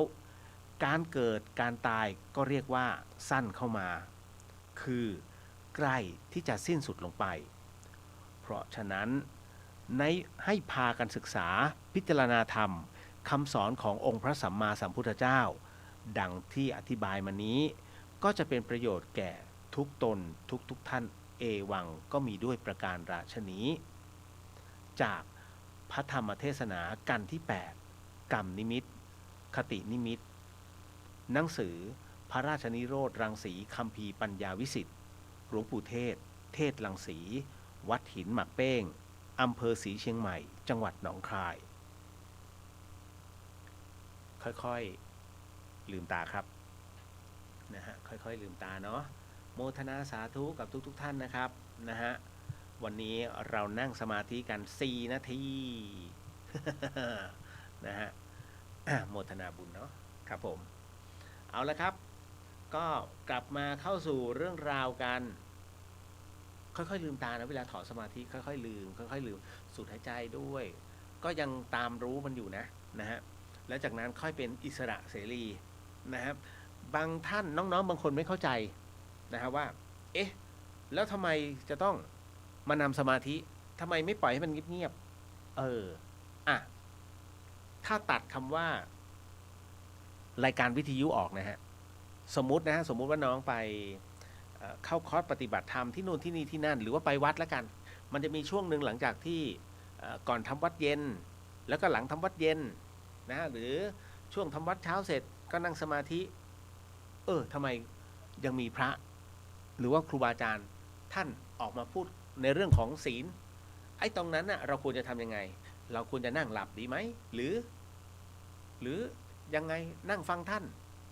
นะฮะหรือตอนไหนที่นั่งสมาธิเพราะท่านไม่บอกใช่ไหมฮะน้องสังเกตไหมเวลาเราไปที่วัดเนี่ยช่วงไหนก็แล้วแต่สมมุติว่าฉันภัตตาหารเช้าแต่ว่าครูบาอาจารย์ท่านจะเทศก่อนนะฮะเพราะว่าต้องปล่อยให้ลูกศิษย์ท่านนะฮะฉันให้อิ่มก่อนแล้วท่านค่อยมาฉันเพราะครูบาอาจารย์เนี่ยเวลาท่านฉันจบแล้วเนี่ยลูกศิษย์จะฉันต่อไม่ได้นะฮะวางช้อนพร้อมกันไม่งั้นถือว่าหมิ่นครูบาอาจารย์ดังนั้นท่านจึงแก้ปัญหาก็คือบางรูปหลวงปู่บางรูปท่านก็ชราภาพท่านก็จะฉันไม่กี่ช้อนหรอกก็อิ่มแต่พระหนุ่มๆที่ต้องใช้คือท่านต้องใช้แรงงานในเรื่องของการสร้างนะฮะทั้งหมดทั้งมวลเนี่ยในสิ่งที่เป็นถาวรวัตถุภายในวัดหรือว่าทำความสะอาดท่านก็จะมีเวรของท่านเนาะอย่างเงี้ยท่านต้องใช้แรงถ้าฉันน้อยเดี๋ยวจะหิวซึ่งบางที่เขาก็ฉันมื้อเดียวบางที่ก็ฉัน2 มื้อนะครับเพราะฉะนั้นท่านก็เลยแก้ปัญหาโดยที่ท่านฉันกันไปก่อน หลวงปู่ท่านก็เป็นผู้ฉันน้อยเนาะงั้นก็เทศไปก่อนไอ้ตรงนี้นี่แหละไอ้ตอนที่เทศเนี่ยเราควรจะนั่งฟังมองหน้าท่าน หรือควรจะนั่งสมาธิ เพราะท่านไม่บอกอ้าวต่อไปเป็นการเทศก่อนฉันอาหารเช้า นั่งสมาธิกันนะไม่มีฮะดังนั้นเนี่ยฮะเราต้องรู้โดยอัตโนมัติอ๋อช่วงเนี้ยที่ท่านให้ธรรมะเรานั่งเข้าสมาธิใครอยากถามไปแต่เราเข้าสมาธิที่ทำไมต้องเข้าสมาธิเพราะว่าเนื่องจากว่าที่บ้านทำได้ไหมที่บ้านก็ทำได้ แต่ถ้าทำต่อหน้าครูบาอาจารย์เมื่อมันเกิดสภาวะใดเกิดขึ้นสามารถถามท่านได้ แล้วเรามีเขาเรียกเสียงที่นำทาง เส้นเสียงที่นำทางนั่นคือเสียงธรรมที่ครูบาอาจารย์ท่านเอื้อนเอ่ยพูดออกมาแค่น้องก็นั่งสมาธิแล้วก็จิตเนี่ยถ้าเป็นไปได้ก็คือเราเป็นตัวของตัวเราบางทีแทบจะไม่ต้องฟังเสียงของท่านแต่ถ้าสมมุติว่ามันมีการวอกแวกเกิดขึ้นเรามีเสียงท่านนำอยู่อ๋อตอนนี้ท่านพูดถึงตรงนี้จับใจความได้นิดนึงอ๋อท่านพูดถึงกำลังพูดถึงเรื่องของทุกข์พออ๋อตรงนี้นี่เอาพอตัดต้องตัดเสียงท่านออกทั้งหมดคือความว่างที่เกิดขึ้นภายในนี่แหละฮะพอถึงนะตรงนั้นเสร็จปุ๊บเนี่ยทุกครั้งที่ท่านบรรยายมันจะแวบเข้ามาในตัวจิตของท่านอยู่แล้วของคุณอยู่แล้วนะฮะเพราะฉะนั้นไอ้ตรงเนี้ยเราก็จะรู้ว่าตอนไหนที่ควรจะตัดเสียงท่านออกตอนไหนที่อ้าวก็ได้เวลาแล้วนะฮะเอวังก็มีด้วยประการอะไรนี่คือจบท่านก็ค่อยๆถอนสมาธิคือลืมตาแค่นั้นเลยฮะบางคนจนบัดเนี้ยนะฮะ40อายุ40กว่าอ๋อเพิ่งรู้ โอ้นี่ท่านเขาไม่บอกนี่ไม่รู้เนี่ย มีฮะนะฮะแต่บางท่านก็ทราบอยู่แล้วนะฮะ ผมมาขยายอีกทีนึงคือคุณจะหาอะไรที่มันละเอียดไปมากกว่านี้คงไม่มีฮะผมก็ต้องพูดทีละสเต็ปแบบนี้เพราะไม่งั้นบางทีเราก็ไม่เข้าใจเนาะเฮ้ยท่านกำลังเทศอยู่แล้วก็แหมกำลังกินขนมเพลินๆเอ๊ะทำไมข้างซ้ายเขาหลับตาข้างขวาก็หลับตาวะ มีไหมมีโถเอ้ย ผมเจอทุกที่นะฮะก็คือบางที่เราก็เตือนได้แต่บางที่ไม่เตือนดีกว่านะฮะเดี๋ยวถูกย้อนกลับมาก็เป็นเรื่องเขาเว้ย นะฮะเขาเรียกวางอ่ะก็จบลงไปนะฮะนะเรื่องกรรมนิมิตคตินิมิตนะของหลวงปู่เทศท่านก็เดี๋ยวลำดับต่อไปค่อยว่ากันโอ้มีเยอะนะฮะเรื่องของครูบาอาจารย์นะฮะต่อมาคุณจินธรรมโมทนาสาธุกับคุณเรียวนำกรรมฐานแล้วก็ทุกท่านร่วมปฏิบัติภาวนานะคะนะฮะโมทนาสาธุฮะมาเข้าสู่เรื่องราวต่อมานะฮะพอดีจริงมีเรื่องค่อนข้างเครียดพอสมควรนะฮะเป็นเรื่องของการฆ่าตัวตายที่มาถามกันแล้วคราวนี้เดี๋ยวผมต้องมานั่งพูดถึงพระอรหันต์2 รูปนะฮะนิดนึงเมื่อกี้ช่วงต้นรายการพี่จันจรัสถามเอาไว้ฮะว่าแล้วคนที่ตายไปแล้วยังมีจิตอาศัยอยู่ในโลกมนุษย์คือเราว่าเห็นผีคืออะไรคะผมยกตัวอย่างนะฮะหลายๆท่านเคยได้เห็นข่าวล่าสุดนี้ที่มีการจับพระรูปหนึ่งนะฮะพระรูปนี้นี่ท่านหนีคดีเรื่องของชำเราเมื่อ2 วันที่ผ่านมาถ้าจำไม่ผิดนะเมื่อ2 วันที่ผ่านมาหนีมาเนี่ยฮะแล้วก็รู้สึกว่าคดีนี้มันเกิดขึ้นที่พะเยานะฮะแล้วก็ไม่แน่ใจว่ามาที่เชียงใหม่หรือว่ามาที่ลำปางนะฮะมาจับได้คือเหลืออีก3 ปีอายุความหมดเห็นไหมอันนี้คือเอาแล้วก่อนหน้านั้นไปไหนตอบไม่ได้อารมณ์เดียวกันกับเขาเรียกว่าอบายภูมิจะให้ทั้งหมดทั้งมวลนั้นไปอยู่ในความครอบครองของท่านเรายมทูตก็คงจะมีเล็ดลอดบ้างอารมณ์นี้ด้วยฮะอารมณ์ที่2คือ ถือผีเป็นสารณะอารมณ์ของการถือผีเป็นสารณะเนี่ยนั่นหมายถึงว่าทุกวันนี้เรามีผู้ที่นับถือผีอยู่เยอะมากนะส่วนใหญ่จะเป็นเรียกว่าเป็นความเชื่อที่มันมีมาแต่โบราณนั่นคือเหล่าชาติพันธุ์หลายๆที่นะฮะแต่คงจะไม่ใช่ทั้งหมดนะฮะเพราะว่าหลังจากที่ได้เหล่าชาติพันธุ์เนี่ยเขาได้มีเขาเรียกเปิดโลกทัศน์ด้วยสื่ออินเทอร์เน็ตทั้งหมดทั้งมวลเนี่ยหลายท่านเริ่มเข้าใจนะฮะเรื่องราวความเป็นมาเป็นไปนะฮะก็ได้หันมานับถือศาสนาต่างๆก็เยอะดังนั้นเรื่องของการถือผีก็เริ่มลดน้อยถอยลงแต่ถามว่ายังมีไหมยังมีฮะแม้พุทธเองศาสนาพุทธปัจจุบันเนี้ยเมื่อก่อนพุทธนำผีตามเดี๋ยวนี้ผีนำพุทธตามเป็นเรื่องที่แปลกผิดกับช่วงยุคแรกๆของตอนที่ตรงพศ8ที่พระมหากัสสปะเข้ามานะฮะในเขตสุวรรณภูมิตอนนั้นนะผีนำนะฮะพอผีนำเสร็จปุ๊บแล้วเนื่องจากว่าในช่วงก่อนที่องค์พระสัมมาสัมพุทธเจ้านั้นท่านก่อนที่จะปรินิพพานเนี่ยท่านได้บอกเอาไว้ว่าในเขตดินแดนอันไกลโพ้นก็คือเขตสุวรรณภูมินั้นเนี่ยจะเป็นเขตแดนที่พระพุทธศาสนาจะเจริญรุ่งเรืองในลำดับต่อไปก็ขอให้พระกัสสปะเนี่ยเถระนะฮะพร้อมด้วยคณะนะช่วยไปเผยแผ่ตรงนู้นหน่อยนะให้ได้เห็นความจริงเมื่อเข้ามาในยุคแรกๆนั้นเนี่ยเราศาสนาพราหมณ์จริงๆก็คือพวกขอมนะทั้งหมดทั้งมวลเนี่ยจะยึดครองทั้งหมดพื้นที่ทั้งหมดดังนั้นลัทธิผีกับเทวะเนี่ยเป็นเทวะนิยมเนี่ยจึงค่อนข้างจะเขาเรียกว่าแผ่กระจายไปทั่วพระมหากัสสปะนั้นหลังจากที่ได้นำเอาพระสารีริกธาตุขององค์พระสัมมาสัมพุทธเจ้ามานะฮะได้มาเนี่ยครับท่านก็เขาเรียกว่าตะเวนเผยแผ่มาด้วยในเรื่องของพุทธศาสนาหลักคำสอนจนกระทั่งเป็นที่ยอมรับในระดับหนึ่งนะฮะแต่เขาเรียกว่าคำสอนในระดับหนึ่งนั้นเนี่ยมันเริ่มกลืนเข้ามาให้เห็นถึงสัจธรรมแห่งความเป็นจริงของธรรมะก็คือธรรมชาติที่องค์พระสัมมาสัมพุทธเจ้าท่านได้บอกเอาไว้แน่นอนที่สุดคนเราเกิดแก่เจ็บตายมันมีอยู่แล้วแต่คุณเห็นกันหรือเปล่าล่ะนะทั้ง4เทวทูตนะฮะเพราะฉะนั้นไอ้เรื่องราวของ4เทวทูตก็คือการเกิดแก่เจ็บตายที่ตอนที่ท่านเป็นเจ้าชายสิทธัตถะนะฮะแล้วก็ท่านชนะฮะพาออกมาเนี่ยพาขี่ม้านะฮะมาชมทั้งหมดเนี่ยพอท่านเห็นความเกิดแก่เจ็บตายถึงได้ออกผนวดตรงนี้นี่เองฮะเมื่อเอามาสอนตรงนี้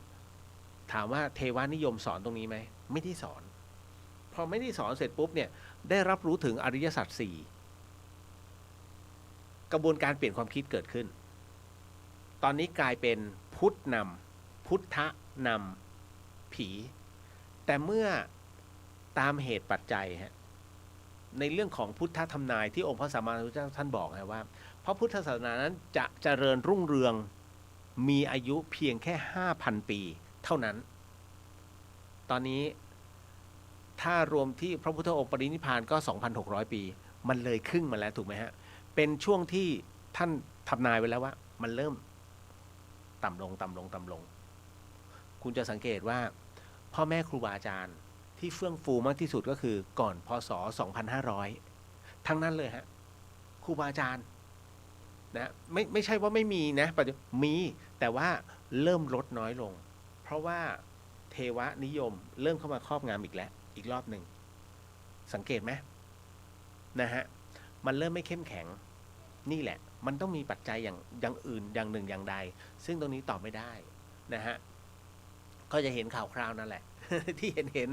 นะฮะก็ตามเหตุปัจจัยเนาะเพราะฉะนั้นเนี่ยอย่างที่บอกฮะว่าพอมีตรงนี้ขึ้นมาเมื่อจิตวิญญาณดับลงมันไม่มีอะไรเป็นสรณะก็คือลูกโป่งดีๆเองเคว้งตัวจิตมันเคว้งคือถือเอาความดีไม่ใช่บุญนะฮะแม้ความดีเนี่ยมันไม่ใช่บุญแต่ความดีมันคือการกระทำที่เราเข้าใจสมมุติเด็กอดอยากนะเป็น100เลยกับลูกเราอดอยากเฮ้ยแหมเอาวะ ไหนๆก็ไหนๆแล้วเรามีขนมปังอยู่ก้อนหนึ่งลูกเอาไปค่อนหนึ่ง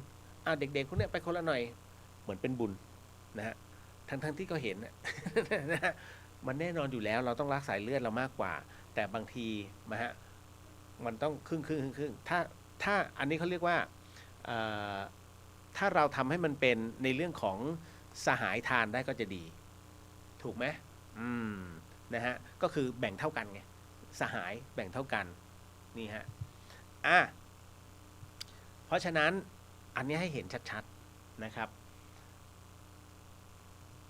เอาละทำไมเราต้องกลัวผี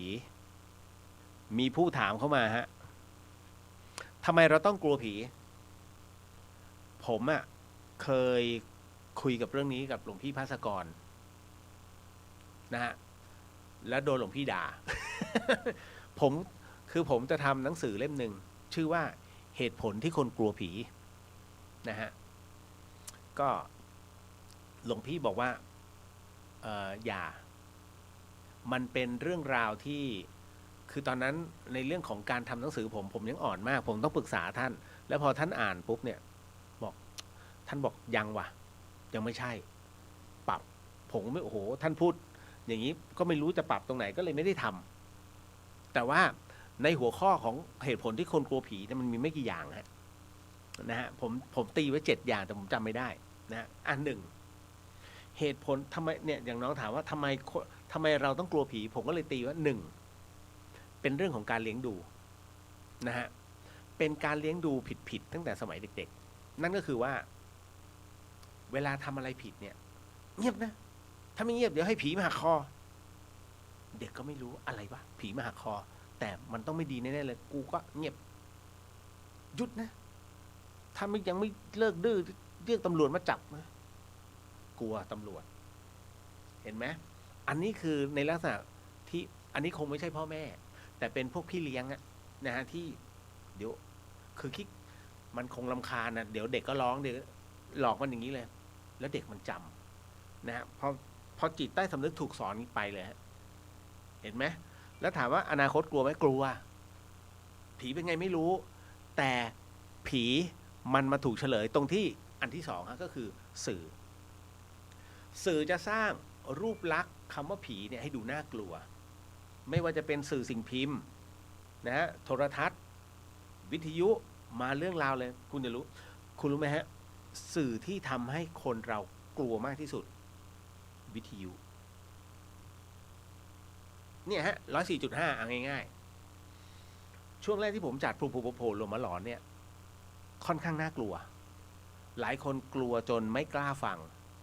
เป็นเพราะว่าผมเนี่ยเป็นผู้เล่าเองก็เปิดสปีกเกอร์แล้วไม่รอด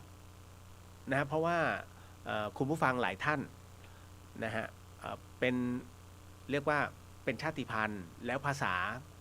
ษากลางท่านไม่แข็งแรงพอไม่แข็งแรงแล้วคนที่ฟังไม่รู้เรื่องผมเลยต้องเป็นผู้ถ่ายทอดให้อีกรอบหนึ่งมันก็เลยเสียอรรถรสเพราะฉะนั้นผมก็เลยตัดปัญหาพูดเองเลยนะผม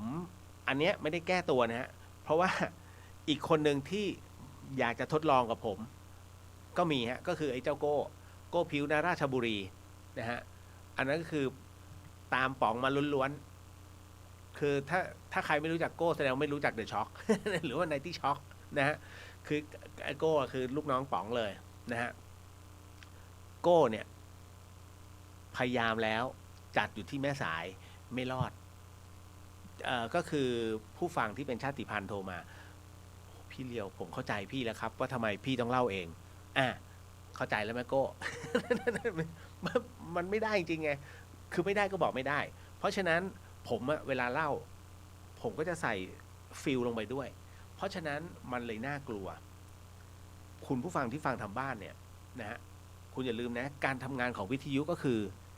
พูดให้เกิดจินตนาการหรือว่าภาพเนี่ยให้คุณผู้ฟังนั้นได้เห็นมันผิดกับทีวีนะฮะทีวีมันเห็นภาพถูกไหมฮะวิทยุไม่เห็นภาพทีวีมาภาพและเสียงไงรู้วิทยุไม่ใช่เพราะฉะนั้นอารมณ์จึงเกิดจากวิทยุเนี่ยมากที่สุด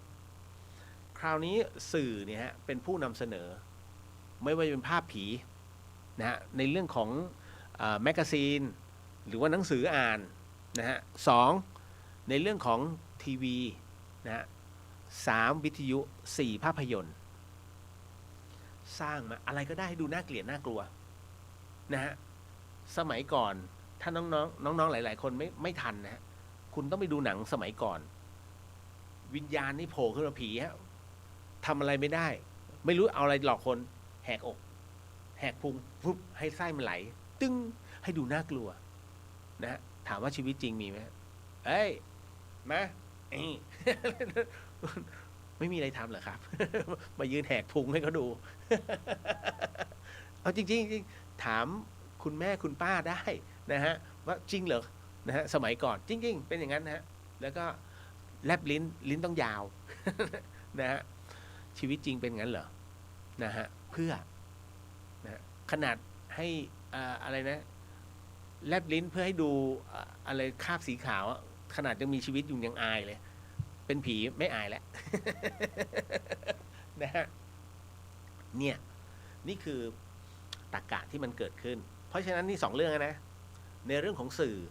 ในเรื่องของการเลี้ยงผิดเรื่องของสื่อเรื่องที่3เป็นเรื่องของการนับถือหรือประเพณีเดี๋ยวที่ผมบอกว่าถือผีเมื่อถือผีเป็นสรณะเนี่ยนะฮะไปไหว้ผีทางเข้าบ้านก็จะมีนะฮะเอาไปไหว้ผีบรรพบุรุษนะฮะเอาไปตั้งป้ายวิญญาณนู่นมึงอย่าทำป้ายล้มนะเดี๋ยวมาคืนนี้โอ้โหกลัวใหญ่เลยนะฮะจริงๆป้ายวิญญาณก็คือป้ายชื่อธรรมดาที่แทนนะฮะแทนบุคคลแค่นั้นเลยนะฮะหรือว่าเครื่องตังเครื่องเส้นให้เห็นตรงนั้นให้มันดูน่ากลัวมันจึงกลายเป็นจำฝังใจนะฮะอย่างที่ไปแล้วนะอันนี้3แล้วใช่ไหม4เนี่ยมันจะเป็นเรื่องของจิตนะฮะเป็นเรื่องจิตที่มันหลอกคุณอย่าลืมนะคนที่บอกไม่กลัวผีเนี่ยจริงๆลึกๆเนี่ยเขากลัวแต่เขาปากแข็งนะฮะสังเกตไหมไอ้พวกล่าท้าผีทั้งหลายเนี่ยที่ออกตามคลื่นทั้งหลายเนี่ยนะท้ายที่ไม่กลัวด่านู่นด่านี่แต่พอเอาเข้าจริงๆเจออะไรขึ้นมาโวยวายจริงเขากลัวฮะแต่การแสดงออกเนี่ยเป็นการหลอกตัวเองเพื่อให้ดูเข้มแข็งแต่จริงไม่ใช่คนทุกคนมันมี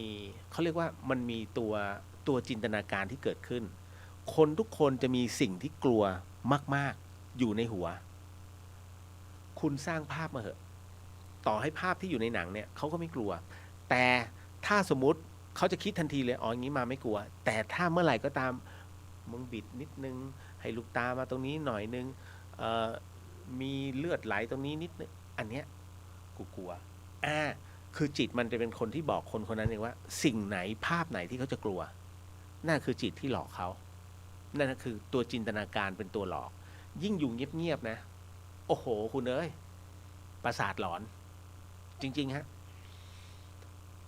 มันเป็นสิ่งที่เกิดขึ้นกับทุกคนที่ไม่ได้ผ่านการฝึกนะฮะส่วนอีก3อย่างผมจำไม่ได้แล้ว นะแต่เขียนเอาไว้7ประเด็น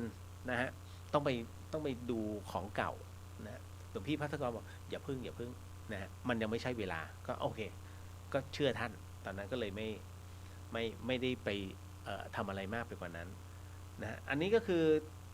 นะทำไมเราต้องกลัวผีนี่แหละแต่จริงๆนะที่คุณกลัวเพราะว่าผมเคยพูดไว้แล้วเนาะมนุษย์เป็นสัตว์ที่รักในความเป็นสปีชีส์เดียวกันถูกไหมฮะตอนนี้คุณนัดกับเพื่อนสนุกสนานเลยกอดคอกันได้นะเฮฮาปาร์ตี้ตายด้วยกันลุยด้วยกันสุดท้ายมันตายวันรุ่งขึ้นมันมา นะฮะมึงตายไปแล้วใช่เหรอก็ตายแล้วก็ไหนบอกเราตายด้วยกันมึงไม่ตายได้ไงปรากฏไอ้นี่เริ่มกลัวแล้วทำไมต้องกลัวเขาล่ะมันตายเป็นคนละสปีชีส์แล้วไอ้นี่คือพลังงานแต่เราไม่ใช่เราคือมนุษย์แล้วทำไมไม่กลัวล่ะแล้วทำไมต้องกลัวมันที่กลัวเพราะว่าเราไม่สามารถทำอะไรเขาได้ถ้าจะกอดมันก็เหมือนกอดพลังงานมันก็วับเพราะมันจับต้องไม่ได้ไง พอมันจับต้องไม่ได้ แต่มันดันสนทนากับเราได้ คุณกลัวไหมล่ะ เริ่มแป้วๆวันแรกเริ่มทำใจดีสู้เสือ วันที่ 2ไม่ต้องมาก็ได้นะ เอาไหนบอกเพื่อนรัก เห็นไหมฮะ จริง ๆ แล้วมนุษย์เนี่ยเป็นคนที่รักในสปีชีส์เดียวกันนะฮะ ถ้าต่างออกไปปุ๊บทันทีเขาเรียกพาเรา เริ่มไม่อยากเจอ เริ่มไม่อยากคบ มันเป็นงี้ฮะ จริงๆฮะทุกคนลองได้นะฮะจบเนาะเรื่องนี้ต่อมาเราควรลอยอังคารผู้วายชนจนหมดหรือบรรจุไว้ที่กำแพงวัดหรือเก็บในบ้านดี อันนี้เป็นปัญหาของหลายๆท่านผมใช้คำว่าปัญหาเพราะว่าไม่เข้าใจบ้านท่านนะฮะเมื่อมีบุคคลอันเป็นที่รักในบ้านเสียชีวิตลง1 คนแน่นอนที่สุดฮะทุกอย่างนั้นต้องผ่านขั้นตอนเป็นกรรมวิธีของการทำพิธีทางศาสนาเมื่อเผาแล้วธุลีเนี่ยเท่าเนี่ยยังไงต่อบางคนเอาไปลอยอังคารลอยหมดเลยหรือเปล่าหรือจะเอาบรรจุกำแพงหรือแบ่งเป็นส่วนๆอันลูกหลานเก็บไว้อีกอันเก็บไว้ที่บ้านนะฮะถามก่อนว่าเก็บไว้ที่บ้านเพื่อไม่ใช่ไม่ดีนะดีแต่ผมถามก่อนว่าเก็บไว้เพื่อต้องตอบให้ได้ตรรกะตรงนี้สำคัญฮะเพราะอะไรรู้ไหมเพราะว่าสมมุตินะฮะอัฐินี้เป็นผู้ที่มีพระคุณกับเราบูชาตลอดทำบุญให้เขาตลอดวันหนึ่งเรามีครอบครัวลูกหลานเกิดขึ้นสุดท้ายในช่วงหนึ่งของชีวิตนะฮะเราย้ายหรือไม่อยู่หรือตายแล้วผมถามว่าลูกหลานเนี่ยรู้ไหมว่าเจเนเรชันก่อนหน้าเราที่คุณบูชาเนี่ยเป็นใครและผ่านไปอีก1 เจเนเรชันรู้ไหมว่าเป็นใครความน่ากลัวเกิดขึ้นถูกไหมฮะเพราะเขาไม่รู้ไงว่าเป็นใครนะหรือเป็นบรรพบุรุษเราใช่ไหมแล้วมาอยู่บ้านแต่บ้านต้องปรับปรุงแล้วยังไงต่อวะเพราะฉะนั้นควรจะยังไงดีฮะบางท่านก็บอกงั้นก็บรรจุกำแพงนะฮะหรือลอยอังคารให้หมดคุณต้องแยกความหมายของการบรรจุอัฐิธาตุก่อนนะฮะการบรรจุอัฐิธาตุลงที่กำแพงหรือว่าเป็นเจดีย์ธาตุของแต่ละวัดนะฮะพื้นที่ไม่มีปัญหานะฮะถามเป็นเรื่องที่ดีไหมเป็นเรื่องที่ดีนะครับนั่นก็คือว่าเพราะอะไรคุณเอากระดูกไปลอยน้ำทั้งหมดแล้วไงต่อฮะจมอยู่ในใต้น้ำเราก็บอกโอ้เย็นสบายรู้ได้ไงเย็นสบายรู้สึกเหรอเนี่ยวิญญาณเขามาเข้าฝันบอกเย็นสบายจริงเหรอเอาแล้วที่กระดูกมันตกใต้โคลนตมตกลงยังไงไหนแล้วตอบสิ นะเอาไปลอยทะเลไปเป็นส่วนหนึ่งของปะการังอย่างนั้นหรือเปล่าแต่ถ้าสมมุติคิดในยะนะฮะถ้าแบ่งส่วนหนึ่งลอยน้ำตามความเชื่อนะฮะอีกส่วนหนึ่งไว้ที่กำแพงวัดคุณรู้ป่ะทุกวัดน่ะถึงเวลาเขาจะโยงสายสิญจน์ทั้งหมดเลยนะบางวัดที่มีความเมตตานะฮะท่านระลึกถึงทั้งหมดทั้งมวลเนี่ยที่มาอยู่ตรงนี้อยากแผ่เมตตาให้กับสรรพวิญญาณท่านก็จะโยงไว้ที่อุโบสถทุกครั้งที่พระท่านทำวัดเช้าทำวัดเย็นได้บุญนะแต่กรณีที่ไม่มีการโยงเกิดขึ้น1 ปีเนี่ยเขาจะมีทำบุญ1 ครั้งก็คือโยงทั้งหมดเลยถึงเขาเรียกเป็นการส่งอานิสงส์ให้นะฮะแม้ตัววิญญาณไปจุติแปลว่าตายนะฮะตายจากความเป็นมนุษย์ไปเป็นเทวะนะเทวะก็ได้หรืออบายแล้วแต่คนนะฮะทั้งหมดทั้งมวลเนี่ยเมื่อถึงเวลาท่านทำบุญนะฮะพระท่านก็จะสวดให้ทั้งหมดที่อยู่หน้ากำแพงนั้นทั้งหมดที่อยู่หน้าท่าเจดีย์ทั้งหมดโยงสายสิญจน์ไปนะสายสิญจน์คือเป็นสื่อนะเพราะฉะนั้นณตรงเนี้ยถามว่าได้ไหมได้บุญได้นะฮะเพียงแต่ยิ่งนานวันไปทุกคนก็จะลืมแล้วใครวะแค่นั้นแหละแล้ววันหนึ่งท่านก็จะล้างใหม่ทั้งหมดทุกอย่างก็เป็นทุลีแต่ยังได้บุญอยู่ แค่นั้นแหละเรื่องของเรื่องนะฮะคิดเอาคือเรื่องประเภทนี้มันพูดยากครับเพราะว่าแล้วแต่ครอบครัวผมจะให้ผมชี้นำไม่ได้แต่ผมอธิบายให้ฟังนี้ได้แค่นั้นเลยเรื่องของกระดูกนะเป็นเรื่องที่หลายๆ ครอบครัวประสบปัญหาตรงนี้แล้วถามผมว่าเยอะมากผมก็ต้องให้ความเห็นแบบนี้ไปตัดสินใจเอาเองแค่นั้นฮะว่าจะเอาไว้ตรงไหน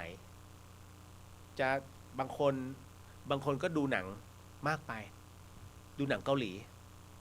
เขาจะโปรยสู่ธาตุลมโปรยไปมันเป็นฝุ่นให้ไปกับอากาศเดี๋ยว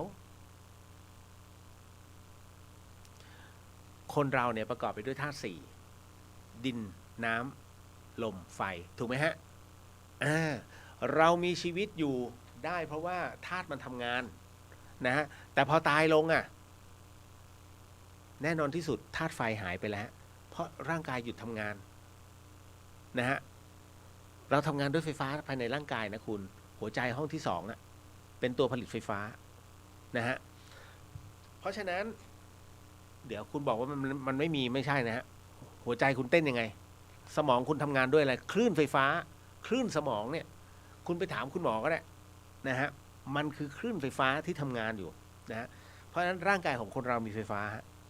นะครับคุณจะบอกมันไม่มียกตูดขึ้นตอนนี้ยกตัวขึ้นจากที่นอนแล้วลองแตะดูมันอุ่นไหมอุ่นเพราะมันทำงานอยู่นั่นนะฮะเพราะฉะนั้น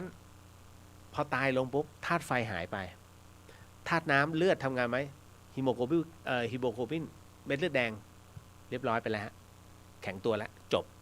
ถูกไหมฮะธาตุลมหมดอยู่แล้วนะฮะตดเติดไม่มีแล้วฮะเพราะว่าอะไรไปหมดแล้วฮะทั้งหมดมันหลุดหมดนี่คือความตายเหลืออะไรฮะเหลือธาตุดินก็คือร่างพอเผาเสร็จปุ๊บเผาเสร็จเหลืออะไรฮะก็ยังเหลือธาตุดินก็คือกระดูกนะแคลเซียมเนี่ยแล้วคราวนี้เอาไปโปรยกับอากาศเอาดินไปโปรยกับลมใช่ไหมนะเอาดินไปโปรยกับลมมันก็ตกดิน แค่ปิวดูสวยๆไม่ได้ไปไหนฮะก็ถึงได้บอกว่าลองคิดใหม่เพราะฉะนั้น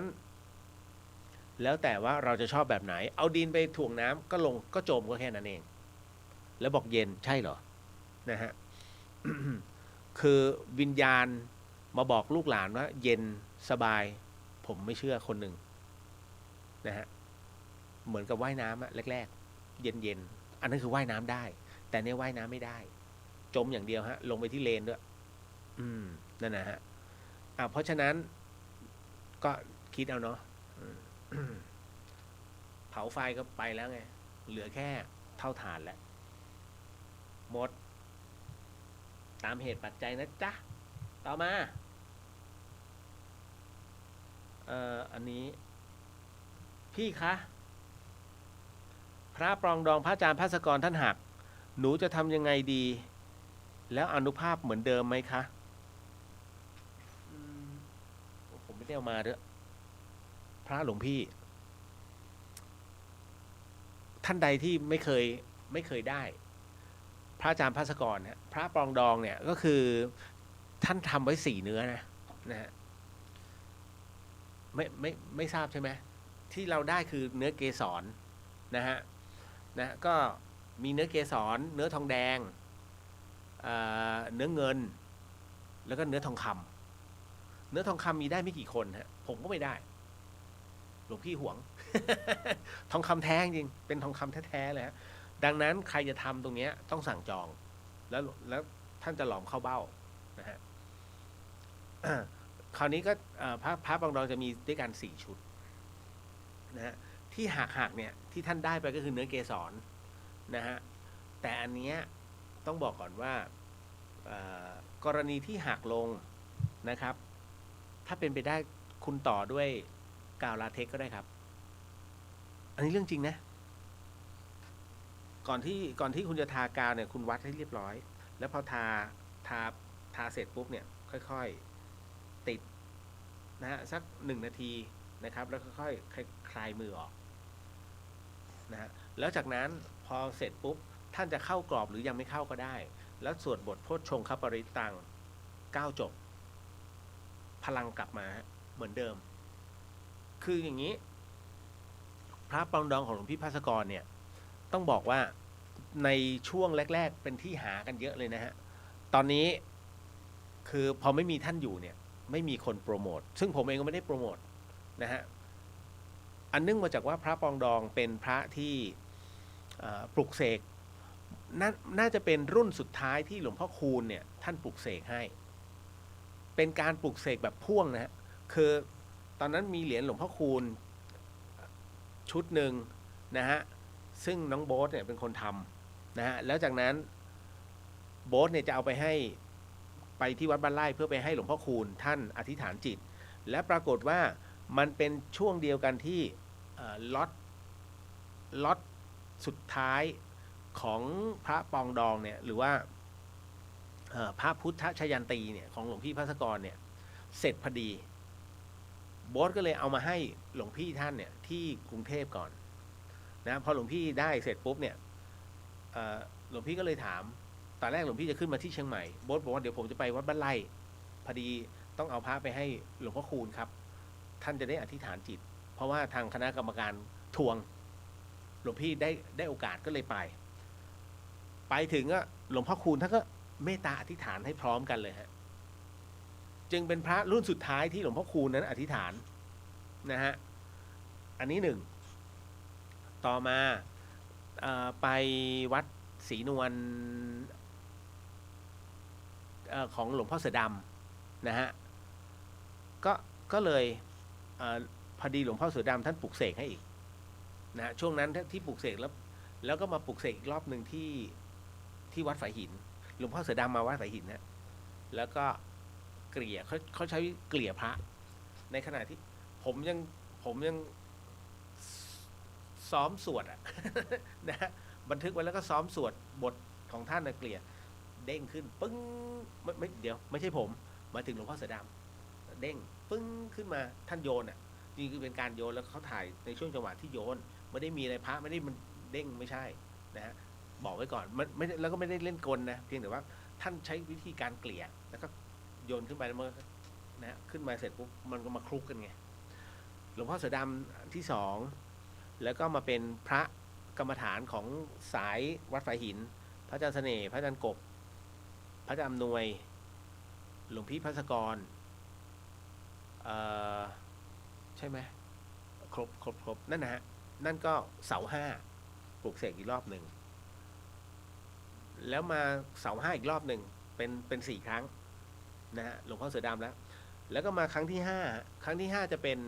หลวงปู่บุญมากับพระสายตะวันออกอีก3 รูปรวมหลวงปู่ด้วยเป็น4 รูปอธิษฐานจิตโอ้โหคุณถึงได้บอกว่าอันนี้เล่าสู่กันฟังเพราะว่าช่วงที่ผมบวชครั้งที่2นะฮะช่วงนั้นนะมีหน่วยของน้องทหารเนี่ยเขามาเขาก็มาเล่าให้ฟังว่าคือสมัยก่อนจำได้ไหมเรื่องของที่เขามีการตัดคอสมัยก็แล้วทำไมมันหายมันมีบางอย่างเกิดขึ้นอันนี้แค่เล่าสู่กันฟังเราก็เอาเป็นว่าข้ามตอนนั้นไปน้องเขามาเล่าให้ฟังเสร็จปุ๊บบอกหลวงพี่ครับเจอพี่เลียวนะตอนนั้นยังเป็นพระอยู่แล้วก็หลวงพี่ท่านตอนนั้นไปเทศที่กรุงเทพยังไม่ขึ้นมาก็เจอพี่ก่อนนะฮะเจอผมก่อนแล้วน้องทหารเขาเลยเล่าให้ฟังพอดีพวกผมมีกันไม่กี่คนเองครับพี่เลียวไม่บอกจำนวนนะ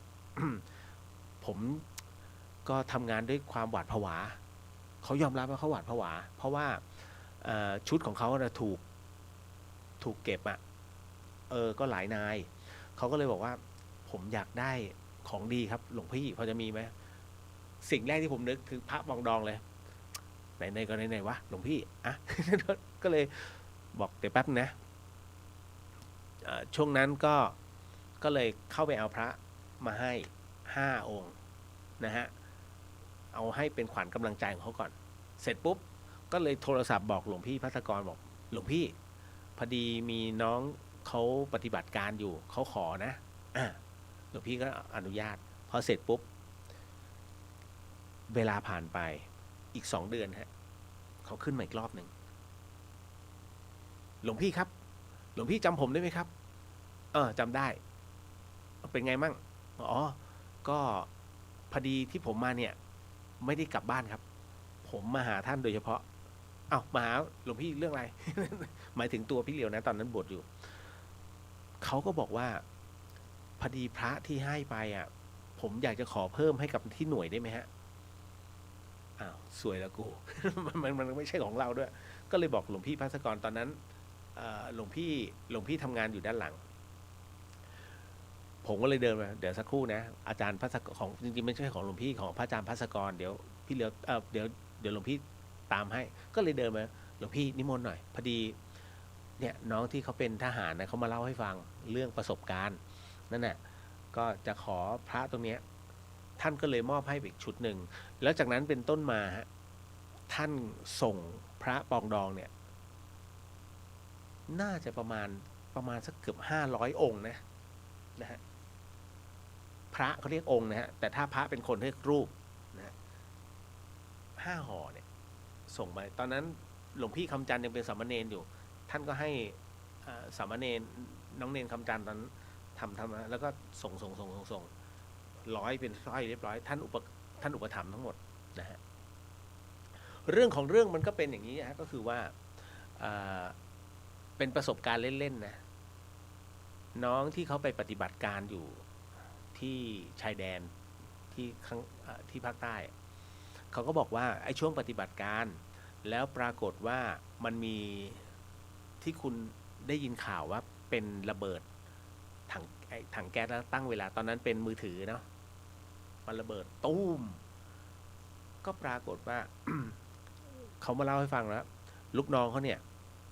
ไอ้ที่เป็นคนขี่มอเตอร์ไซค์อันนั้นสละชีพไอ้ข้างหลังเนี่ยก็โดนเต็มเสื้อผ้าขาดนะฮะแล้วตอนที่ล้มลงไปเนี่ยไอ้พวกนั้นเนี่ยมันก็ปรากฏตัวแล้วก็กำลังจะเดินมาเพื่อจะมายึดอาวุธแล้วเนี่ยไอ้น้องคนนี้ที่คือตอนนั้นตาย3แล้วก็บาดเจ็บอีกพอสมควรแล้วคนนี้เขาก็บาดเจ็บด้วยคนซ้อนนะเสื้อผ้าข้างหลังเขาขาดหมดเลยเขาก็ยกอาวุธขึ้นมาจะยิงจนเขาไอ้พวกนั้นล่าถอยแล้วปรากฏว่ากำลังเสริมมาถึงเนี่ยเขาก็บอกว่าน้องคนนี้ไม่เป็นไรเลยคือมันเป็นแค่ช้ำฮะคือเหมือนกับโดนสะเก็ดระเบิดมันกระแทกช้ำไปหมดเขาก็สงสัยว่าเฮ้ยมันเกิดจากอะไรไอ้น้องก็ควักมีพระปองดองอยู่องค์ที่คอ นั่นน่ะเพราะหลวงปู่บุญมาท่านเทศตอนที่ปลุกเสกนะท่านเทศจับมีแต่เฉือนตอนนั้นจะเทศกับผมหลวงปู่ทำอะไร เอ้าจะทดลองให้ดูไม่เป็นไรครับผมเชื่อหลวงปู่ถ้าจะจับเองก็เฉือนไม่เข้า ไม่เข้านะฮะ ก็พอถึงตรงนี้อันนั้น1 เคสผ่านไปแล้วก็มันจะมีข่าวอันนึงก็คือมีการซุ่มโจมตีก็คือยิงแบบกลางตลาดเลยแล้วก็มีน้องที่เขาเป็นทหารอยู่ที่เหมือนกับรักษาความสงบอยู่ตรงนั้นนะอยู่ที่ตลาดเนี่ยด้วยกัน4-5 นายอันนี้ขึ้นปิกอัพมาหมอบอยู่ด้านหลังแล้วก็โผล่เข้ามาแล้วซัดเลยฮะกลางตลาดก็ปรากฏว่าถูกยิงคือ4 นายโดนยิงก็เสียชีวิต3นะอีกนายหนึ่งบาดเจ็บคำว่าบาดเจ็บคือ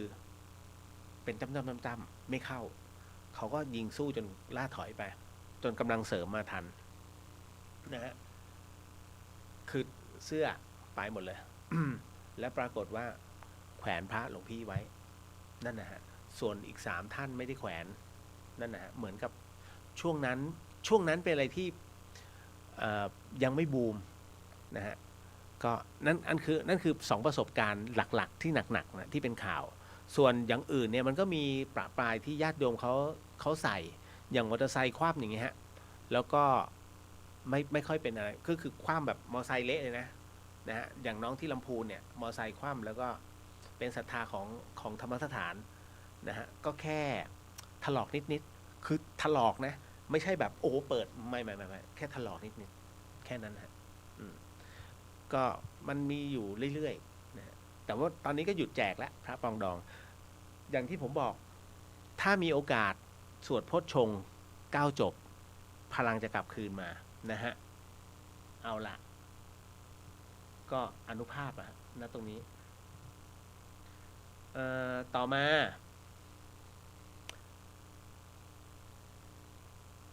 ผมสงสัย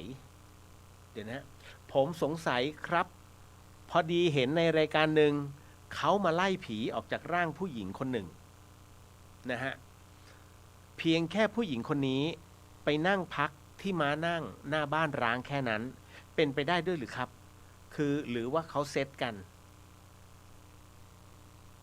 คุณผู้ฟัง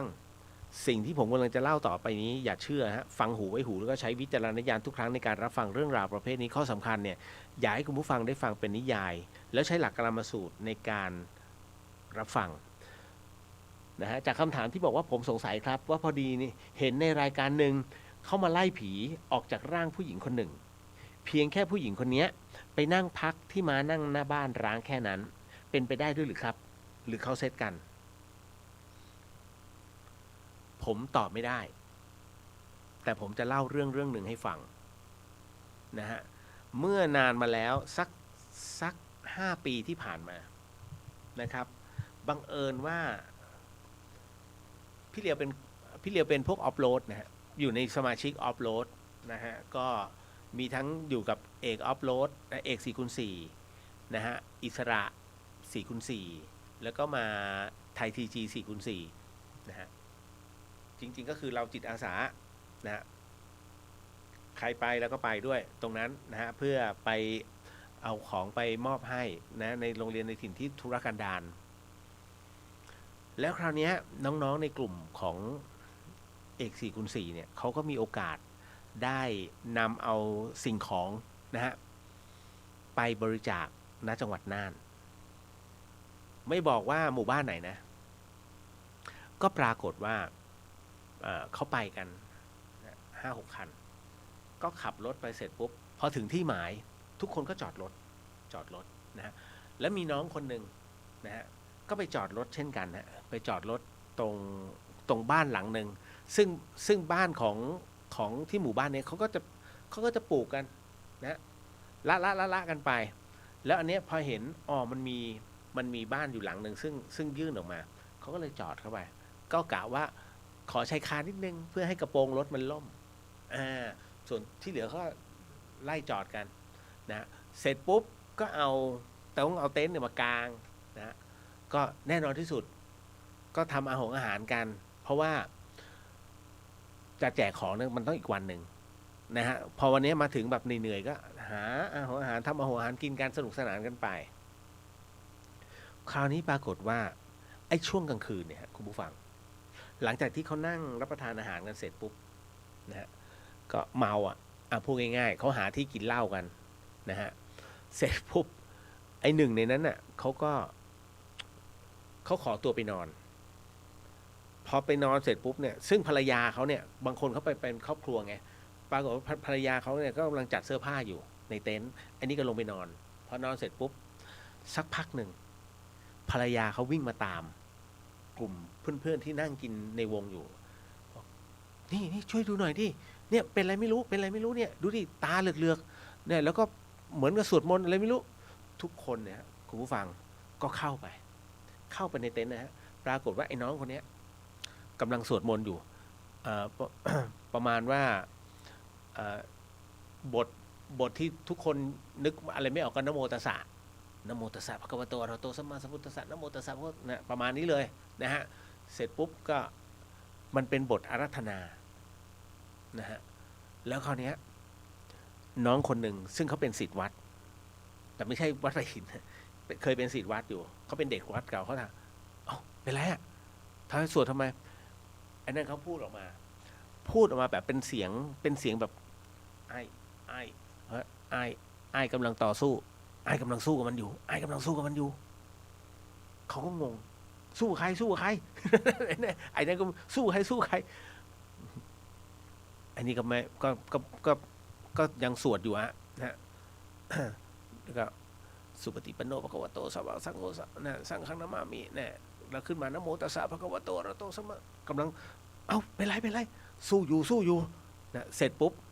แล้วสักพักหนึ่งเสียงเปลี่ยนนะฮะจากเสียงของเขาที่แบบสู้อยู่มึงสู้กูไม่ได้เอาแล้วครับเสียงมันเริ่มเปลี่ยนเป็นเสียงผู้ชายแก่และสักพักก็เสียงเฮ้ยเนี่ยกำลังสู้อยู่ อันนี้เห็นท่าไม่ดีเสร็จปุ๊บก็เลยเอาพญาครุฑที่อยู่ในคอตัวเองขึ้นมาตั้งสาธุนะแล้วก็เอาคล้องคอพญาครุฑเอาคล้องคอพอเสร็จปุ๊บดีขึ้นมาเลยฮะดีขึ้นมาแป๊บหนึ่งก็ลุกขึ้นมานั่งหายใจเฮือกสักพักกลับไปล้มลงอีกแล้วดิ้นอีกแล้วคราวนี้เสียงเปลี่ยนฮะเสียงเปลี่ยนทำอะไรกูไม่ได้หรอกเสร็จปุ๊บเฮ้ยเป็นไรคราวนี้อีกคนหนึ่งคนนี้เป็นเจ้าของกิจการเต็นท์รถเข้ามาเลยเป็นไรยังไม่ออกวะก็เนี่ยยังไม่ออกเลยนี่พระสมเด็จนี่เดี๋ยวอารัธนาก่อนสมเด็จนะเสร็จปุ๊บอารัธนาเสร็จปุ๊บเอาของคอฟึบดีอยู่แป๊บหนึ่งฮะสักพักลงไปพอลงไปคราวนี้เปลี่ยนนะฮะ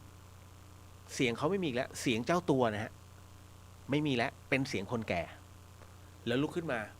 ไอ้นั่นนึกในใจเอ้าพระสมเด็จยังเอาไม่อยู่ แสดงว่าไม่ใช่สมเด็จแท้ คือกลายเป็นว่าไอ้สองคนเนี่ยรู้แล้วว่าคุดกูก็คุดปลอมไอ้นั่นสมเด็จกูน่าจะสมเด็จปลอม เอาแล้วไอ้น้องคนเนี้ยก็เริ่มเปลี่ยนจากที่เป็นคนหนุ่มเนี่ยเดินโค้งโค้งงอตัว ถ้างอตัวเป็นคนแก่แล้วก็เดินหาก็คือเหมือนกับว่าเหมือนจะหาไม้เท้าแล้วหาไม่เจอนะก็เดินออกนอกเต็นท์ไปเลยภรรยาเขาเนี่ยก็เป็นไรเขาก็ตกใจเสร็จปุ๊บไอ้น้องที่เป็นศิษย์วัดที่เจ้าของครุฑนะบอกจะไปไหนไปแล้วไปไหนจะไปไหน จะไปไหนคือประมาณไปแล้วกูไปแล้วเฮ้ยอย่าพึ่งจนกระทั่งเขาต้องเอารถออกเอารถออกแล้วก็ครุฑก็เอาไม่อยู่พระก็เอาไม่อยู่เขาก็เลยจับประคองขึ้นรถเข้าเมืองเพื่อที่จะไปโรงพยาบาล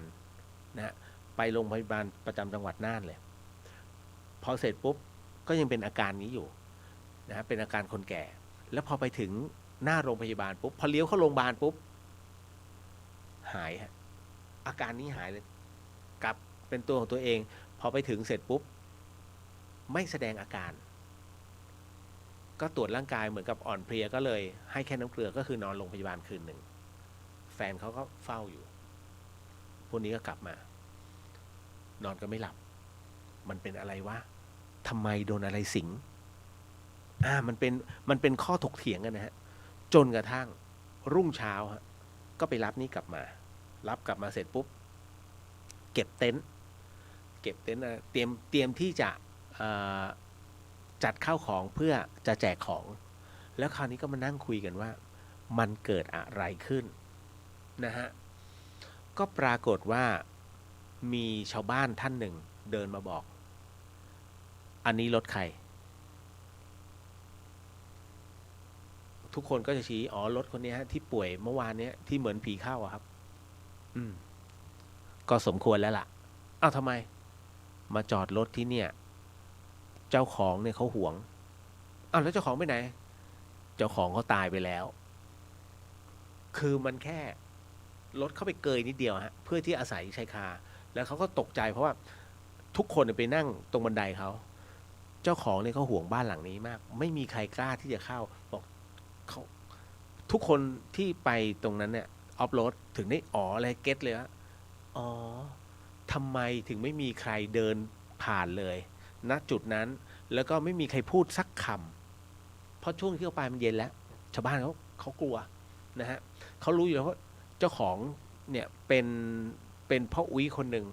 แล้วเป็นคนที่ห่วงบ้านมากคือประมาณว่าใครที่เข้าไปในบ้านครับแม้จะเดินเข้าไปนิดเดียวนะโดนหมดอันนี้ไม่รู้ไปจอดรถเฉยเลย นะฮะเสร็จปุ๊บถึงแบบโอ้โหมาทำบุญให้เขานั่นนะฮะ คำตอบมันมีอยู่ในเรื่องราวที่ผมมาเล่าให้ฟังนะฮะว่าเนี่ยฮะว่ามันเป็นไปได้เหรอที่เพียงแค่ผู้หญิงคนหนึ่งไปนั่งที่มานั่งที่บ้านร้างเนี่ยและผีจะเข้าเป็นไปได้เพราะวิญญาณนั้นหากยังเป็นวิญญาณที่มีมิจฉาทิฐิมีความเป็นห่วงหวงในเรื่องของสมบัติตัวเองจึงเป็นปู่โสมไม่ได้ไปไหนฮะเป็นสัมภเวสีฮะจัดอยู่ในกลุ่มของเป็นจัดอยู่ในกลุ่มของอสุรกายที่ไม่ยอมไปไหนคือหวงอ่ะอารมณ์นั้นเลยเพราะฉะนั้นตรงนี้ถึงได้บอกว่าเป็นไปได้เขาไม่ได้เซตหรอกเพียงแต่ว่าถ้าเป็นแบบนี้วิญญาณนั้นเป็นมิจฉาทิฐิเป็นวิญญาณที่ยังมีความโลภอยู่แค่นั้นฮะนะจ๊ะโอเคผ่านไปในพิธีไหว้ครูหนูตกใจมากคือพระท่านสวมหัวครูแล้วก็เอาหัวนั้นมาครอบสิทธิ์ในพิธีแบบนี้ทำได้หรือคะหลายๆพิธีที่เราเห็นนะฮะชายแต่งตัวคล้ายพระสงฆ์นะฮะใช้หัวพ่อแก่ครอบหัวตัวเองหรือว่าเป็นหัวไม่ว่าจะเป็นอาจจะเป็นหัวของใครก็แล้วแต่แล้วกันนะฮะในวรรณคดีรามายณะนะฮะอันนั้นน่ะเสร็จปุ๊บแล้วเอาไปครอบเขาเรียกว่าครอบครูใช่ไหมครอบครูคุณแม่ผมเนี่ย อยู่ที่วิไลนาฏศิลป์นะฮะกรมศิลปากรนะฮะที่วังหน้าผมเนี่ยเข้าออกวิไลนาฏศิลป์มาตลอดทั้งชีวิตนะฮะ ก็ต้องบอกว่าแม่ผมตอนนี้86นะใช่ไหมเดี๋ยวคุณแม่86ฮะแล้วคราวนี้ปีนี้87แล้ว30 กว่าปีนะฮะที่เขาใช่20 กว่าปีที่เขาเกษียณมานั่นนะฮะก่อนที่เขาเกษียณผมจะไปที่วิไลนาฏศิลป์ตลอดครอบครูการครอบครูละครนะกับครูดนตรีเห็นมาตลอดไปทุกครั้งนะฮะก็ต้องบอกก่อนครับว่าการครอบครูละครเนี่ยหรือว่าครูโขนเนี่ยนะฮะผมเนี่ยไปครอบรุ่นเดียวกับป.ณัฐวุฒิที่ลงละครเลย นะฮะแล้วก็ลำด้วยนะต้องลำแล้วคราวนี้ก็คือว่ารู้ใช่ไหมฮะว่าการครอบครูคืออะไรแต่ผมเห็นทั่วๆไปอ่ะที่ทำก็สืบกันมานะสืบกันมาเดี๋ยวจะอธิบายให้ฟังเอาตรงนี้ก่อนในเรื่องของสงฆ์เนี่ยฮะต้องบอกว่าถ้าการครอบครูหนึ่งในการครอบครูนั้นมีพิธีสงฆ์นะฮะมีพิธีสงฆ์แล้วสงฆ์นั้นท่านไปเพื่อที่จะสวดให้ในส่วนของส่วนพิธีสงฆ์ไม่มีปัญหาถูกไหมฮะเพราะมันจะมีทั้งพิธีสงฆ์แล้วก็เป็นพิธีของครูนะฮะและคราวนี้ก็คือแต่ถ้ากรณีที่สงฆ์นั้น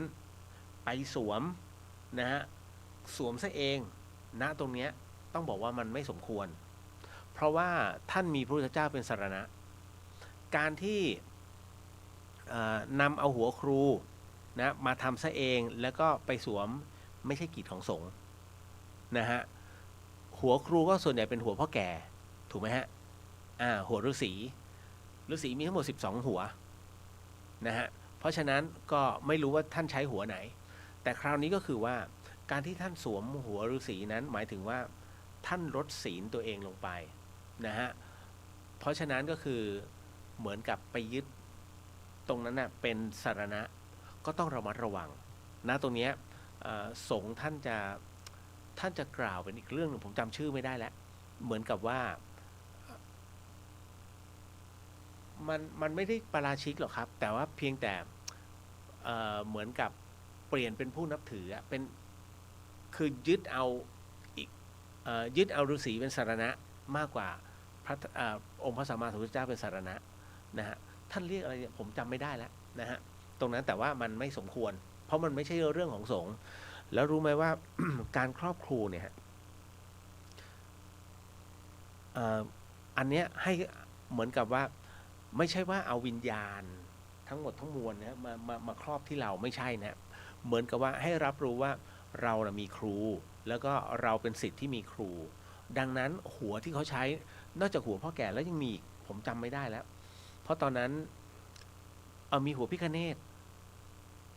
นะฮะมีหัวพิฆเนศมีหัวพ่อแก่ เหมือนจะมีหัวพระอินทร์นะไม่แน่ใจพระอินทร์หรือพระรามนะฮะแต่ทั้งหมดทั้งมวลเป็นเรื่องที่อยู่ในวรรณคดีนะฮะผมสงสัยมากๆเรื่องราวต่างๆที่เกิดขึ้นในวรรณคดีแต่คนไทยเอามาเป็นเรื่องราวได้อย่างไรก็ไม่รู้หลายเรื่องมากนะฮะแต่เราทำตรงนี้เพื่อเป็นเรื่องของครูนะโอเคไม่มีปัญหาแต่ถ้าจะต้องอย่างเช่นโดเรมอนเนี่ยคุณรู้ว่ามีคนเป็นร่างทรงโดเรมอนงงมากเฮ้ยไปกันใหญ่แล้วมีคนกราบไหว้ด้วยนะโอ้ยมาแล้วเจ้าแม่โดเรมอน ไอ้เจ้าพ่อโดเรมอนนะบางคนพ่อปู่โดเรมอนไปกันใหญ่แล้วเนี่ยอันนี้เขาเรียกขาดสติแต่กรณีตรงนี้ไม่เหมาะสมฮะกรณีของพระสงฆ์เนาะนะฮะไม่สมควรครับไม่สมควรต่อมาระหว่างกุมารนางกวักกวนอูครุฑเราจะวางบูชายังไงดีคะโอ้โหอันนี้ก็เกินไปโอ้เอาทุกอันเลยเหรอนะฮะผมเชื่อมั่นว่ามีหลายคนเป็น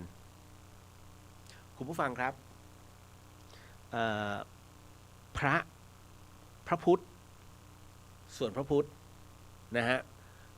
พระอรหันตสาวกนะหรือว่าพระสีติไม่ว่าจะเป็นพระอุปคุตนะฮะพระสังฆจายพระศิวรีนะฮะรูปใดรูปหนึ่งอันนั้นก็คือพระสาวกก็ตั้งพร้อมกับพระพุทธเจ้าได้ครูบาอาจารย์ไม่ว่าจะเป็นหลวงปู่มั่นหลวงปู่ทวดนะฮะแล้วแต่ว่าเรารับถือก็คือพระอริยะนะฮะก็วางอยู่ในหมวดหมู่ของพระพุทธรูปได้แต่ว่าก็ลดหลั่นลงมาแต่ถ้าเป็นองค์มหาราชทั้งหลายไม่ว่าจะเป็นอะไรก็แล้วแต่นะเป็นบุรพกษัตริย์แยกครับแยกบูชาต่างหากแต่ถ้าเป็นเทพกวนอูจัดเป็นอะไรจัดเป็นเทพนะฮะดังนั้นกวนอูก็จะอยู่สามารถจริงๆแยกเทพไทยแยกเทพฮินดูกับเทพจีนก็จะดีนะฮะเพื่อไม่ให้งงนะบางคนก็อะไรล่ะพระแม่อุมาพระวิษณุแล้วแต่พระพรหมส่วนใหญ่เขาไม่นิยมในบ้านนะฮะอันนี้ก็เลยต้องบอกไว้ก่อนนะครับแล้วก็พระพิฆเนศจัดเป็นเทพถูกไหมอยู่ในส่วนชั้นเทพคราวนี้ที่มีปัญหานางกวักกุมารนะฮะครุฑจัดเป็นอะไรฮะครุฑจัดเป็นพาหนะของเทพนะฮะครุฑจัดเป็นพาหนะของเทพซึ่งจะช่วยเหลือมนุษย์สามารถเอาครุฑเนี่ยฮะไว้ร่วมกับเทพได้นะฮะหรือว่าตรงบูรพกษัตริย์ก็ได้เพราะครุฑคือเครื่องหมายของบูรพกษัตริย์ส่วนกุมารทองนางกวักลักยมอันนี้เป็นพูดนะฮะจัดอยู่เป็นพูดที่ใช้งานเพื่อทำบารมีต่อไปนะยังไม่ถึงกับเทพนะฮะยังจัดอยู่เป็นพวกจำพวกพูดอยู่อีกชุดหนึ่งคือต้องแยกให้ชัดเจนนะฮะไม่ใช่ไปวางกันมั่วเลยนะฮะพระก็ส่วนพระเทพก็ส่วนเทพนะฮะแล้วก็ในเรื่องของขลังก็ส่วนของขลังตะกุดวางตรงไหนตะกุดก็วางต่างหากตรงไหนก็ได้ฮะแล้วแต่เรานะครับอันนี้คือการจัดวางเนาะเก็ตนะโอเคนั่นแหละจบข่าวคุณปิยรัตน์สวัสดีครับพี่เลียแล้วก็ทุกท่านนะคะดูแลสุขภาพนะฮะดีๆนะคะขอบพระคุณครับนะฮะหมดแล้วนะจ๊ะหมดนี่คือหมดเวลา นะลายไทยสวัสดีค่ะครูเดลสวัสดีครับผมเอาละก็หมดตรงนี้แล้วนะฮะเดี๋ยววันพรุ่งนี้ยังคงเป็นพรุ่งนี้เป็นเทปนะเพราะว่าวันผมเดินทางวันพุธเนาะแล้วจากนั้นคงยาวอ่ะกว่าจะกลับมาเชียงใหม่ก็ประมาณพฤษภาเลยฮะอันนี้แต่ว่าก็ยังเจอกันอยู่ที่หน้าปัดนะฮะก็คงจะจัดสดผ่านจากกรุงเทพมหานครส่วนกุฏินั้นพรุ่งนี้ผมก็จะดูแลอีกรอบหนึ่งแล้วก็จะปล่อยให้เป็นหน้าที่ของน้องช่างแล้วก็จะอัปเดตมาเรื่อยๆเพื่อให้เกิดความอิ่มใจของผู้ที่ร่วมบุญเพราะว่าผมก็ไม่ได้ปล่อยนะเพราะว่าน้องเนี่ยไว้ใจได้นะเพราะว่าน้องเมื่อก่อนนี้ก็เป็นผู้ที่อยู่ที่ธรรมสถานแล้วก็ทำงานให้กับธรรมสถานด้วยดังนั้นเนี่ยช่างเขาจะไม่ปล่อยนะและทุกบาททุกสตางค์ไม่ต้องห่วงฮะเกิดประโยชน์หมดนะวัสดุทุกชิ้นน้องก็จะมาจัดเรียงกันใหม่ให้เรียบร้อยดังนั้นทั้งหมดทั้งมวลจึงบอกเลยครับว่าโมทนาสาธุเต็มที่เต็มกำลังทั้งหมดปัจจัยที่เหลือก็จะให้เขาซึ่งตอนนี้เขาตีราคาให้แล้วว่ากุฏิที่ไฟไหม้กุฏิกรรมฐานเนี่ยต้องใช้งบเท่าไหร่นะฮะแต่ในเฉพาะหลังคาเนี่ยมันก็ไม่แน่ใจว่า 26,000 หรือ 16,000 นะฮะเพราะว่ามันห้องน้ำด้วย2ห้องน้ำแล้วก็ตัวกุฏิกรรมฐานนะส่วนที่เหลือเดี๋ยวจัดการเพราะมันรวมทั้งเหล็กต้องทำเหล็กใหม่เพราะเหล็กมันงอเกิดจากไฟเผานะฮะก็ต้องปรับใหม่ทั้งหมดนะอันนี้ก็แจ้งทราบนะครับไม่ต้องห่วงเอาละฮะ แล้วเจอกันเนาะสาธุสาธุสาธุสิ่งหนึ่งสิ่งใดที่ผิดพลาดพลั้งไปต้องขออโหสิกรรมนะที่นี้ไม่ได้ตั้งใจหรือมีเจตนาก็ขอมอบอานิสงส์ผลบุญในค่ำคืนนี้ถวายแด่องค์พระสัมมาสัมพุทธเจ้าทุกๆพระองค์พระธรรมเจ้าทุกๆพระองค์พระอริยสังฆเจ้าทุกๆพระองค์พระปัจเจกพุทธเจ้าทุกๆพระองค์พระสีติมหาสาวกเจ้าทุกๆพระองค์พระอรหันตสาวกเจ้าทุกๆพระองค์รวมถึงพรหมเทพเทวดาทั้งหลายสรรพสัตว์สรรพวิญญาณทั้งหลายสรรพเจ้ากรรมนายเวรทั้งหลายรวมถึงสัมภเวสี แล้วก็ในส่วนของโอปปาติกะทั้งหลายก็ขอให้ท่านเหล่านั้นได้รับอานิสงส์ผลบุญในค่ำคืนนี้ด้วยเช่นกันขอมอบอานิสงส์ผลบุญในค่ำคืนนี้ถวายแด่พระราชบรมยานหลวงพ่อฤาษีลิงดำแห่งวัดท่าสูงก็ขอน้อมมอบถวายผลบุญในค่ำคืนนี้ด้วยเช่นกันขอมอบถวายผลบุญในค่ำคืนนี้ให้กับพระอาจารย์ภาสกรภูริวัฒโนภวิไลก็ขอท่านนั้นได้รับอานิสงส์ผลบุญในค่ำคืนนี้ด้วยเช่นกันขอมอบอานิสงส์ผลบุญในค่ำคืนนี้ให้กับคุณผู้ฟังที่ฟัง FM 104.50 เมกะเฮิรตซ์ทั้งจังหวัดเชียงใหม่แล้วก็จังหวัดใกล้เคียง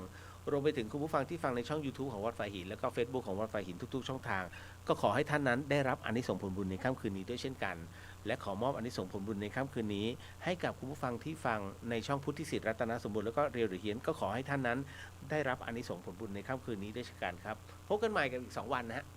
จะอยู่ที่วัดท่าสูงแล้วเจอกันฮะสาธุสาธุสาธุ สัพพโรกวินิมุตโตสัพพสันตปวาจิตโตสัพพเวรมติกันโตนิพุตโตจตุวัมภวสัพพิติโยวิวันชันตุ สัพพโรโกวินาสตุมาเตภวะวันตรายโยสุขีติขายุโกภวะอภิวาทนาสีริสนิจังวุฒาปจายโนจัตตารโอธรรมาวัฏันติอายุวันโนสุขังพระลังนิพพานังปรมังสุขังสาธุสาธุสาธุครับ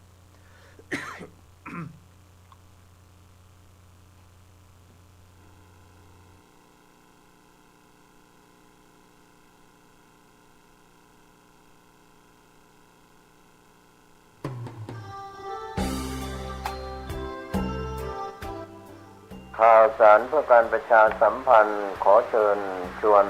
ผู้ใจบุญใจกุศลทั้งหลายร่วมทำบุญถวายศาลาปฏิบัติธรรมศาสนวัตถุที่สร้างขึ้นใหม่และบูรณะใหม่ได้แก่แทงน้ำศาลาโรงฉันพุทธรัตนมงคลเจดีย์หลวงพ่อใหญ่ชัยมงคลอุดมโชคหลวงพ่อพระพุทธภาวนาปฏิทิโชคเจดีย์12 ราศีรูปเหมือนหลวงปู่ทวดรูปหล่อท้าวเวสสุวรรณทันใจวัดผาบ่องมังคลารามตำบลศรีภูมิอำเภอเมืองเชียงใหม่จังหวัดสิ้นทุนทรัพย์รวม 3,612,036 บาทกำหนดการวันเสาร์ที่ 25 มีนาคม พุทธศักราช 2566 นิมนต์พระมหาเถรานุเถระจำนวน 87 รูปทำพิธีทักษิณานุปทานกิจอุทิศส่วนบุญส่วนกุศลถวายแด่ตัดดวงวิญญาณอดีตท่านเจ้าอาวาสที่มรณภาพไปแล้วอุทิศถึงจิตตดวงวิญญาณ ญาติพี่น้องผู้มีอุปการะคุณของคณะศรัทธาทุกท่านที่มาร่วมทำบุญรับเป็นเจ้าภาพปัจจัยถวายพระสงฆ์ในพิธีทำบุญทักษิณานุปทานกิจแบ่งพระสงฆ์ทำพิธี3 รอบละ30 รูปรอบที่ 1เวลา 13:30 นาทีรอบที่ 2เวลา 14:30 นาทีพิธีมหาพุทธาภิเษกพระพุทธรูปหลวงพ่อพระพุทธเมตตาพระพุทธาภิมงคลผลตองแสนหาบนวิหารหลวงพ่อใหญ่ชัยมงคลอุดมโชคลานวัดหลวงพ่อพระพุทธภาวนาปฏิสิทธิโชคบนศาลาหลังใหม่พระพุทธรูปทุกองค์ที่ประดิษฐานอยู่ในวัดผาบ่องพระพุทธรัตนมงคลเจดีย์รูปเหมือนหลวงปู่ทวดนักบุญแห่งแดนใต้รูปเหมือนครูบาเจ้าศรีวิชัยนักบุญแห่งล้านนารูปหล่อท้าวเวสสุวรรณทันใจเวลา 18 นาฬิกานิมนต์พระมหาเถรานุเถระจำนวน39 รูปเจริญพระพุทธมนต์สวดมนต์สันนั่งโปรกแผ่เมตตาจิตวันอาทิตย์ที่ 26 มีนาคม พุทธศักราช 2566 พิธีสะเดาะนพเคราะห์สืบชะตานิมนต์พระสงฆ์เถรานุเถระจำนวน 49 รูปในการนี้ก็ขอเชิญชวนศรัทธาสาธุชนร่วมทำบุญรับเป็นเจ้าภาพปัจจัยถวายพระสงฆ์ในพิธีติดต่อขอรับเป็นเจ้าภาพได้ที่พระมหาสมบัติชวนาเมธีเจ้าอาวาส 0910797084 ในงานนี้มีซอพื้นเมือง2 คู่ที่ 1น้องลำจวนดอยเต่ากับอ้ายศรีวันเมืองฝางคู่ที่ 2น้องข้าวแป้งสันป่าตึงกับ2เมืองเจียงไฮ้รอบค่ำคืนเปลี่ยนจากซอเป็นดนตรีก็เป็นงานบุญงานกุศลกำหนดการทำบุญที่สำคัญ 25 และ 26 มีนาคม พุทธศักราช 2566 ณ วัดผาบ่องตำบลศรีภูมิอำเภอเมืองจังหวัดเชียงใหม่เชิญท่านร่วมงานบุญนี้โดยพร้อมเพรียงกันบนฟ้าเปิ้นหันตายไปแล้วบุญบันดาล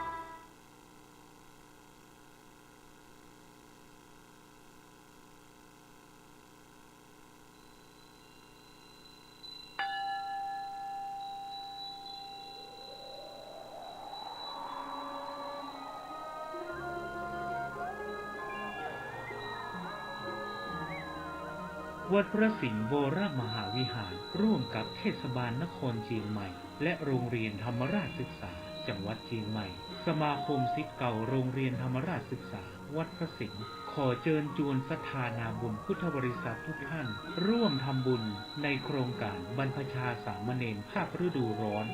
122 รูปเพื่อเฉลิมพระเกียรติสมเด็จพระนิธิถาธิราชเจ้ากรมสมเด็จพระเทพรัตนราชสุดาสยามบรมราชกุมารีที่ทรงเจริญพระชนมายุ 68 พรรษาและเพื่อถวายพระพรแด่สมเด็จเจ้าฟ้ากรมหลวงราชสารินีสิริพัฒน์มหาวชิรราชธิดาและเพื่อน้อมถวายแด่พระเดชพระคุณหลวงพ่อพระอุบาลีคุณูปมาจารย์ฟูอัตศิวะมหาเถระองค์ผู้ก่อตั้งโรงเรียนธรรมราชศึกษาในวาระครบ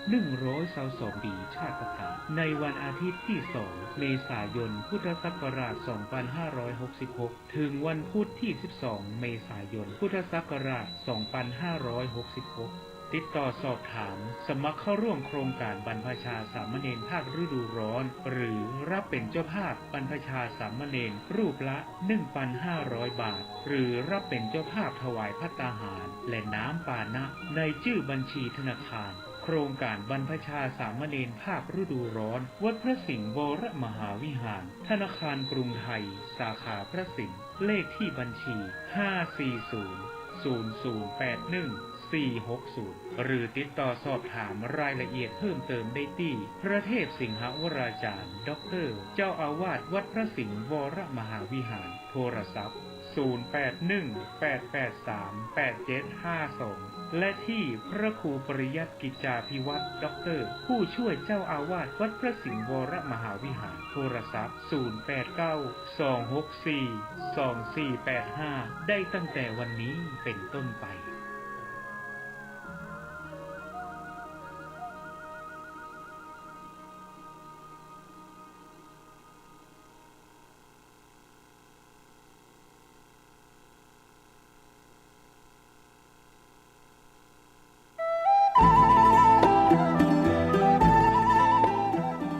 ข่าวสารเพื่อการประชาสัมพันธ์ขอเชิญชวนผู้ใจบุญร่วมสร้างทางสู่สวรรค์ตามรอยแห่งเท้ามัคควานเชิญท่านผู้ใจบุญร่วมทำบุญทอดผ้าป่าสร้างถนนคอนกรีตเสริมเหล็กเข้าสู่สำนักสงฆ์เทพนิมิตรบ้านเปียนตำบลเทพเสด็จอำเภอดอยสะเก็ดจังหวัดเชียงใหม่ถนนส่วนที่ขาดงบกว้าง3 เมตรยาว622 เมตรรวมเป็นระยะทาง 1,866 ตารางเมตรทอดผ้าป่าสร้างถนนวันอาทิตย์ที่ 2 เมษายน พุทธศักราช 2566 เวลา 14 นาฬิกาณสำนักสงฆ์เทพนิมิตรบ้านเปียนอำเภอดอยสะเก็ดจังหวัดเชียงใหม่ประธานดำเนินการคณะสงฆ์ตำบลป่าเมี่ยงถึงเทพเสด็จคณะสงฆ์อำเภอดอยสะเก็ดคลื่นสีขาวพระครูชลทานพิทักษ์พระครูศรีปทุมรักษ์ท่านที่จะทำบุญออนไลน์ผ่านเลขที่บัญชีธนาคาร 020-154-602-913 ชื่อกองทุนพัฒนาสำนักสงฆ์เทพนิมิตรบ้านเปียนธนาคารเพื่อการเกษตรและสหกรณ์การเกษตรสาขาดอยสะเก็ดธนาคารธกส.สอบถามรายละเอียดและร่วมบริจาคได้ที่ 0817964608 หรือที่ Facebook สำนักสงฆ์บ้านเปียนก็เป็นงานบุญงานกุศลเชิญผู้ใจบุญร่วมสร้างทางสู่สวรรค์ตามรอยแห่งเท้ามัคควานตำบลทอดผ้าป่าสร้างถนนกำหนดการวันอาทิตย์ที่ 2 เมษายน พุทธศักราช 2566 เวลา 14 นาฬิกาณสำนักสงฆ์เทพนิมิตรบ้านเปียนอำเภอดอยสะเก็ดจังหวัดเชียงใหม่เชิญท่านร่วมบุญร่วมกุศลสร้างถนนเส้นทางสายบุญนี้โดยพร้อมเพรียงกัน